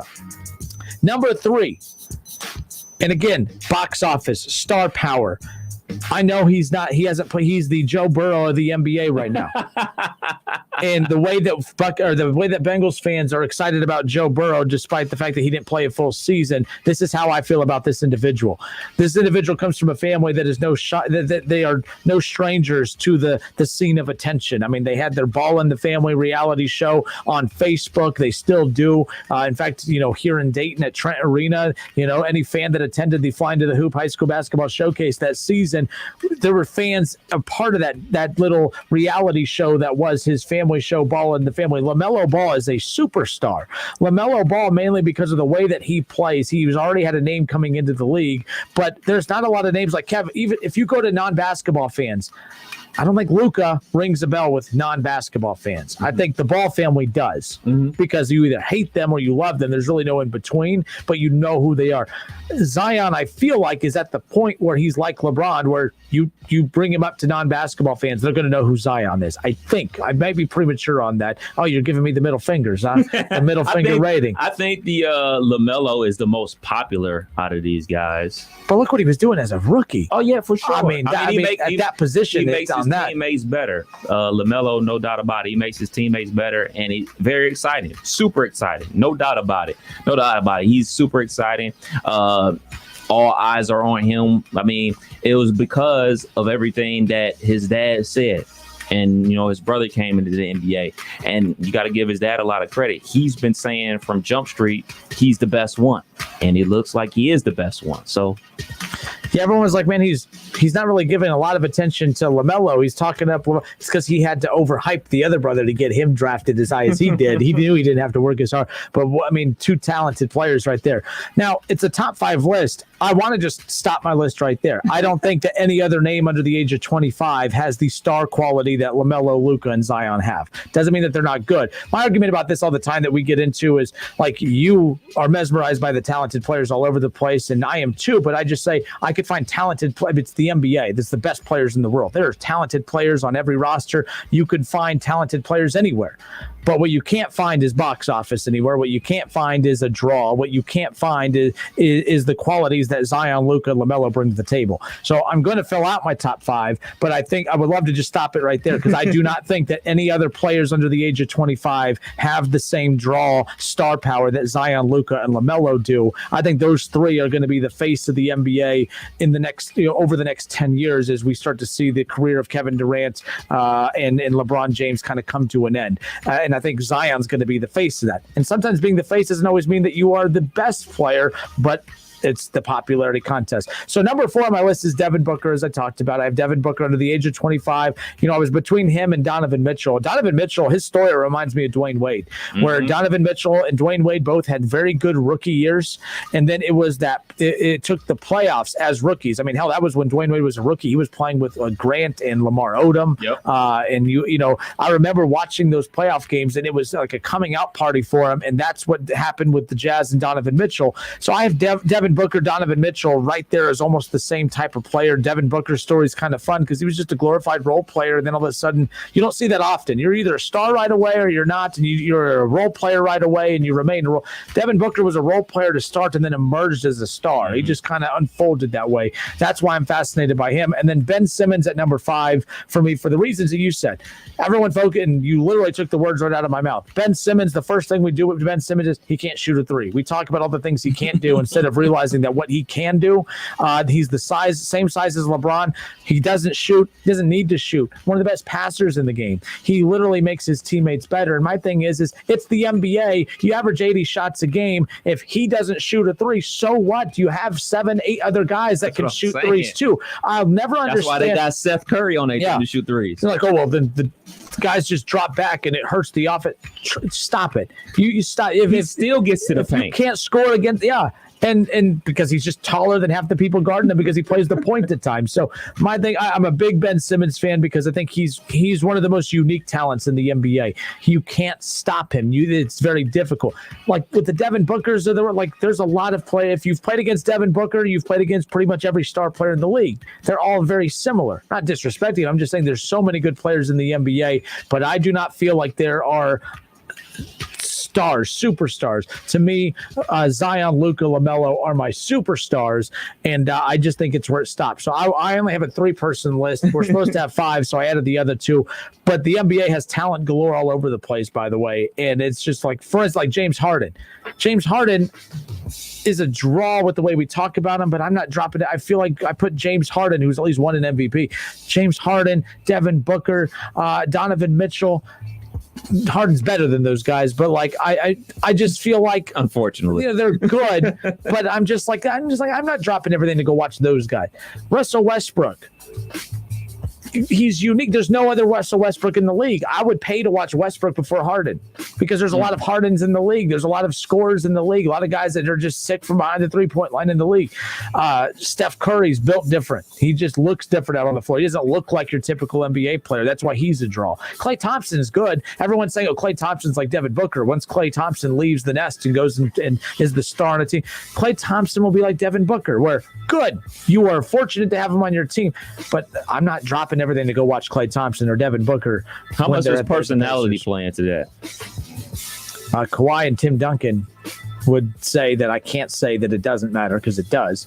They're dry, dull, and boring. But being a draw matters. I mean, we act like, we're saying, they have to be good. It's the NBA. Everyone's good. Who did you tell me the other day that had a good quote that that was talking about, was it Kevin Durant or someone that was talking about being a loser or something, that everyone's a champion in the NBA. You make it to the NBA, everyone's a champion. Shaq. I forgot who it was, but so Shaq. But I love that story right there of that, asked about, about the bums in the NBA are still the best basketball players in the world. I saw Scalabrine. Yeah, thank you. I was just going there. Like, come on. You really think that you can score a bucket or you can stop Scalabrine from scoring? He's 6'9". You're 6 feet. Red hair, don't care, baby. He's going to score every time, dude. What are you talking about? And he can dribble better than you. And he'll just, all right, I'll just turn around and I'll put you underneath the rim and get a layup. People are crazy, man. People make fun of, Mark Madsen. Remember him? Oh, and again, champion. But I'm trying to think of who's the fat player on the Lakers that I'm like, how do they keep signing him? Oh man, he wears the headband. He looks super out of shape all the time. How he keeps signing is beyond me. That looks like dang, I'm drawing a blank. He played at Boston College. Good thing we don't transcribe this show. I don't even know how the hell we would transcribe that. What the hell's his name? We're not going to break till I figure his name. But he re-signed in the Jared Dudley. Dudley. I mean, and he looks like Bubba Ray Dudley. I know you don't really follow wrestling, but I mean, he's that out of shape. He looks like Bubba Ray Dudley. Has no business being on an NBA roster, well, at least from an appearance standpoint. But that dude you can't sit there and say he's not one of the best players in the world, because he is. There's not a lot of NBA players. So that's why I laugh, So I'm not being disrespectful when I say, Donovan Mitchell, he's just another good player. There's just a lot of players that are too similar to him that I don't think he's unique. I think that you could replace Donovan Mitchell. I don't think you replace Zion. You could replace, Klay Thompson. You can't replace a Steph Curry. It's just a little different that way, even though their games are fairly similar. I know you disagree slightly. I'm not disrespecting him, but at the same time, I'm saying I think it's easy to find those guys. You could find Donovan Mitchells everywhere. You can't find Zions. You can't find Lucas, and you can't find LaMelo Ball. You can't find him at anywhere right now, actually, because he's on the sideline. But there you go. I got to tell you a story about LaMelo Ball. It's an off-the-mic story, though, about who he's dating. I think you told me. OnlyFans? No. Even better. Even better. Nice. There you go. All right, we'll be back in a moment. Don't go anywhere. Listen, stream, watch. It's the Justin Kinner Show with Kev Nash, right here on Dayton's ESPN Radio, 1410 Wing AM. Confession time. I almost feel guilty about how much I just saved at Kohl's. Almost. The epic deals are so good, you'll feel like you're getting away with something. Like spring tees for less than $10. Sandals that me and my family will wear all season for $29.99 and under. And bedding is 40 to 60% off. I even got Kohl's Cash, so I'm totally going back for those sunglasses I saw. Can't have fun in the sun without great shades, am I right? Select styles ends April 11th. Some exclusions apply. See store or Kohl's.com for details. Nissan believes you deserve a car that thrills you.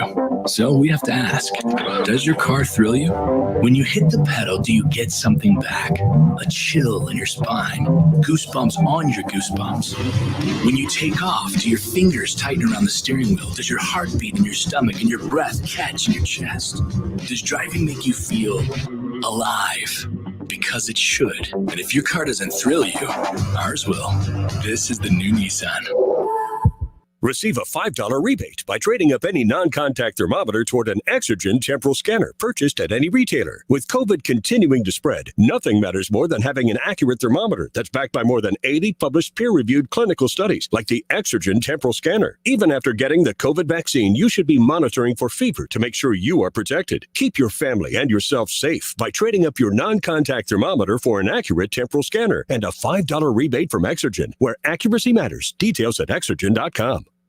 I'm Terry Krupp of Laird's Tax and Accounting. We are excited to announce we are open and here to help with your tax preparation needs. We offer multiple options, both convenient and safe. You can drop off your tax return, upload it to our secure website, or call for an appointment. We have 5 locations in the Miami Valley and 1 in Columbus to serve you. No matter the situation, we're confident we can do the job right. Visit Laird'sTax.com or call 937-325-6571. Laird's Tax and Accounting, here for you to ensure continued confidence in your tax return. Hi, this is Eddie Sorrell, Service Manager, Germain Honda of Beaver Creek. When you need service, we're here Tuesday, Wednesday, and Thursdays from 6 to 8 and Saturdays from 7 to 5. We proudly offer a state-of-the-art facility with factory-trained technicians, clean waiting room, and service department. Loaner cars are available during service and free alignment checks with any service. Be sure to stop in and ask for our $39.95 oil change special. Germain Honda of Beaver Creek, State Route 35, east of 675, between Xenia and Beaver Creek. Hi, my name is Brian Sommers, and I'm an attorney with Kirkland and Sommers. We are a law firm dedicated to divorce and family law. We have 2 locations serving Miami Valley, one near Austin Landing and the other in Troy. Remember, we're not part-time divorce and family lawyers. We're full-time here for you. Kirkland and Sommers, trusted and experienced, a family law practice dedicated to serving you. Visit them online at kirklandandsommers.com. That's Sommers with an O, kirklandandsommers.com. Need a U.S. passport? We can help. Hi, this is Mike Foley, your Montgomery County Clerk of Courts. Visit one of our convenient auto title locations in Huber Heights, Clayton, downtown, Moraine, and Centerville. Make us your first destination before you travel abroad. No appointments ever needed. We do passports.com for more info.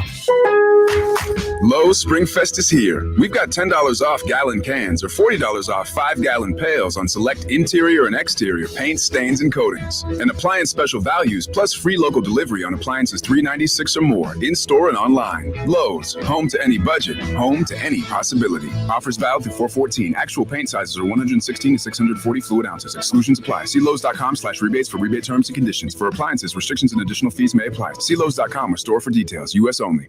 You went online to switch your car insurance to Progressive so you could save money, but then you saw a friend request from an old summer camp buddy. And now here you are, clicking through photos of his kickball team from 2011. Oh, looks like they won the championship that year. Then he moved to Tulsa. Oh, a new tattoo. Yes, they said it was easy to save hundreds on car insurance with Progressive, but they forgot about the rest of the internet. Progressive Casualty Insurance Company and affiliates. National average savings by new customer surveyed who saved in 2019. If you need new roofing, siding or gutters, skylights or patio enclosures, if you're a homeowner or business and need someone you can trust, don't take a chance. Enhance with Lance. Lance Roofing and Siding in Fairborn has been satisfying customers since 1993 and hold an A+ rating with the Better Business Bureau. Lance Roofing and Siding, 8460 Dayton Springfield Road in Fairborn. Call for a free estimate at 864-2722. That's 864-2722 or online at lanceroofing.com. Listen to this radio station on the radio.com app. Discover and enjoy your favorite music, news, and talk radio from live stations across the country. Listen anywhere on all mobile and home devices with the radio.com app. Guys, stop putting your love life on hold. U.S. Pharmacy has some exciting news. If you've been wanting to try Viagra or Cialis, now's the perfect time. Call today and receive 90 little blue or little yellow pills for only $119 with free shipping. Why order some low-dose sildenafil from one of those subscription services when we can give you what you want now? Call 800-990-6271 and we'll rush your order discreetly packaged to your door. Been thinking about trying Viagra or Cialis? Call U.S. Pharmacy at 800-990-6271 for as little as only $119 for 90 pills. Need your package in a hurry? Call 800-990-6271 and ask about our express shipping option, and we'll rush your order to you as soon as possible. Save money on the little blue or yellow pill you've been wanting to try. Again, 800-990-6271 now. That's 800-990-6271. Express Employment Professionals matches people with the right skills with the right jobs. To find your next job, visit expresspros.com and find the location near you. It's time to swing for the fences.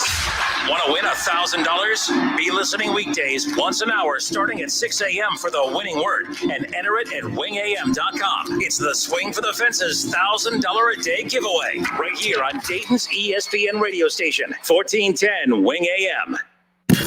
On Twitter, make sure to give us a follow. Search 1410 Kinner for Justin Kinner on Twitter. That's 1410 KINNER and ESPN Dayton for the station Twitter handle. All right, we are back. I'm Justin Kinner. He's Kevin Nash, hanging out with you here on a rainy Thursday. Hope you had a great day at work. Hope you had a great day, whether it's at work or working from home. But nonetheless, we're excited that you are choosing to hang out with us here. We only have a few minutes remaining, but I did find this story interesting that so much was made about Justin Day's first pro day. Had a very good pro day. In fact, Mac Jones, who is getting all this, oh man, the Niners are trading up to number 3 so they could select Mac Jones. Literally found on Twitter. In fact, if you go to Twitter, actually, if you go to wingam.com, it'll be posted here in the next 15 minutes. Actually, it was a video. It was about a 30-second video of the 4 overthrows. Mac Jones overthrew 4 receivers during his pro day, Kev. 4. Now, again, it's a pro day. Who cares, right? I don't care if we're going to talk about, Justin Fields, he completed every pass at his pro day. Okay, there's no pads, there's no contact, there's no defense. Right. You're running a pre-planned route. Hell, the big knock against Justin Fields is that he doesn't take his eyes off his first target, and that's basically what this is in a simulated sense anyways. So I don't really care about the pro day. But what I do care about is, I don't care if you succeed at a pro day, but I do care if you fail at one. Yeah. And how, Kev, why has Mac Jones not been ripped at all? He overthrew 4. I have the video compilation there. It's 4 straight overthrows. One was just a little simple crossing route that he just overthrew it. It wasn't even a hard throw. And it's not like one of those crazy throws that we saw Zach Wilson do, where he's rolling to his left and flinging it to his right. This was just a simple crossing route that he overthrew. And I'm like, how is no one ripping that? We're going to sit here and talk about Justin Fields, about all these hidden comments made about him that we can't put a name to. We're going to crucify. He's going to drop in draft boards because of imaginary things that people say that can't be backed up. But visual evidence of a bum quarterback overthrowing guys in a freaking pro day, nothing. He doesn't drop in anyone's board, nothing.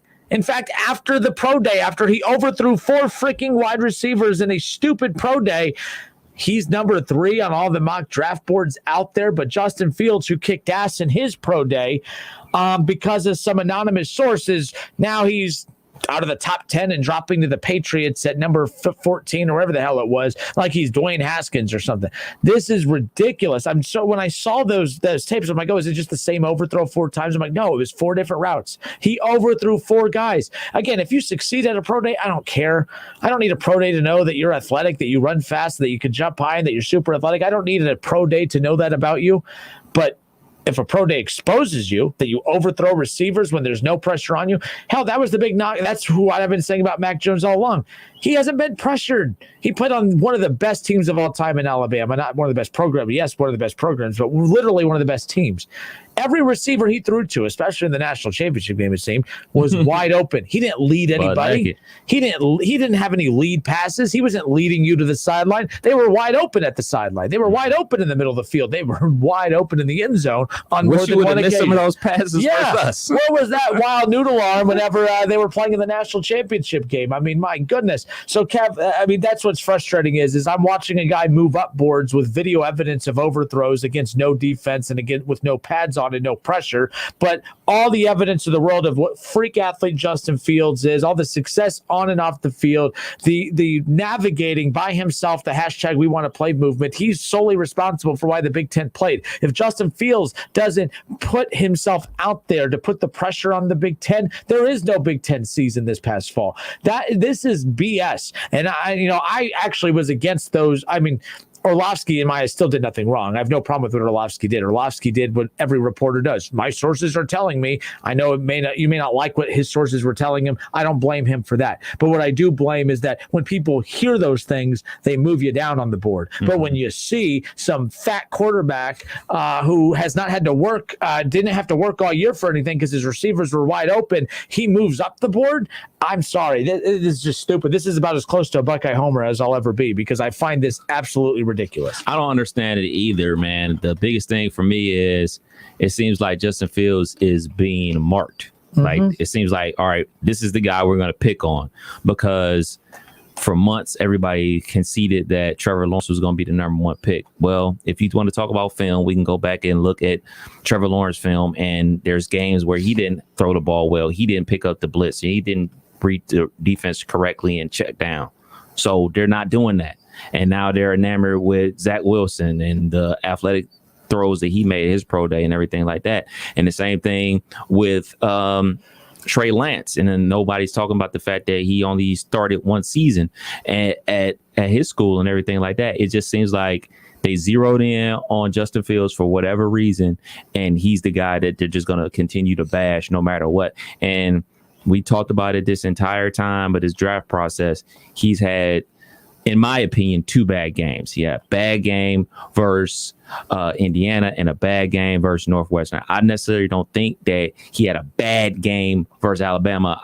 He just wasn't good. He was it's just average game. But because of the level of the game, because of the stage you were playing on, the opponent, many believe that, well, how many NFL players are you playing against on a week in, week out basis in the Big Ten? Now, again, you are playing against NFL talent in the Big Ten, but because, what we know is Alabama's an NFL machine. So Justin Fields against the NFL machine did not look great. So they're going to hold that against him. Rewind a week earlier and tell me. Yeah, go a week earlier and tell me that he was not making NFL throws. And that week earlier, by the way, he shot up everyone's boards. I mean, who cares? They're imaginary boards, but he shot up everyone's board after the win over Clemson, saying that's who we thought he was. He's going to be the second quarterback taken off the board, and now he's going to be the 5th. I don't believe that, by the way. I say all of that to say this. I think we are getting smokescreen galore. I still with you. I still believe that San Francisco is going to take Justin Fields. There is no way in the blue hell that they moved up to take Mac Jones. Mac Jones, you could have traded up with the Eagles at number 6 and given up less. You could have traded up to 7 or 8 with the Lions and still probably got Mac Jones. You don't move up to number 3 to select Mac Jones. You just don't. Justin Fields, and by the way, I said all of this to say Ohio State's Justin Fields has set up a second pro day, and this pro day will feature the 49ers. And what Fields has going for him is that he is allowed to miss at least 4 passes and still be considered one of the top quarterbacks in the draft. So good stuff, everybody. Hope you had a great day. I'm looking forward to doing this again tomorrow. Kev, you're off tomorrow. Enjoy your 3-day weekend. You're going to get you're going to be getting your tracking device put in tomorrow, correct? Yes, sir. Yes, sir. Now, when you come in on Monday, are you going to be speaking Russian, or do I need a translator? I need to what do I do? So you'll be speaking Russian, and the government will know where you are at all times, and you're getting all that done tomorrow, correct? Yeah, 1:00 and getting my first vaccine shot. So pray for me. I am a little nervous. I'm not gonna lie. So there's that. I mean, so I can cough. So after this, I can start coughing on you. Definitely not. I can start sneezing without covering my mouth. When are you getting yours? That's the question. I don't want the government knowing where I'm at. You actually leave the house. I don't want the government knowing where I'm at. I don't need them knowing where I'm not getting the tracking. No, I'm just joking, everybody. I hope everyone stays safe, stays healthy. Have a great night. We'll do this again tomorrow. Enjoy the Masters, by the way. We didn't get to talk much Masters today. We'll highlight more of that tomorrow. Until tomorrow, it's been the Justin Kinder Show with Kev Nash, presented by Kirkland and Sommers. Kirkland and Sommers, the divorce and family law firm in the Miami Valley area with 5 attorneys to meet your needs. Happy Thursday. Take care. Until tomorrow, we'll do this again. It's the Justin Kinder Show with Kev.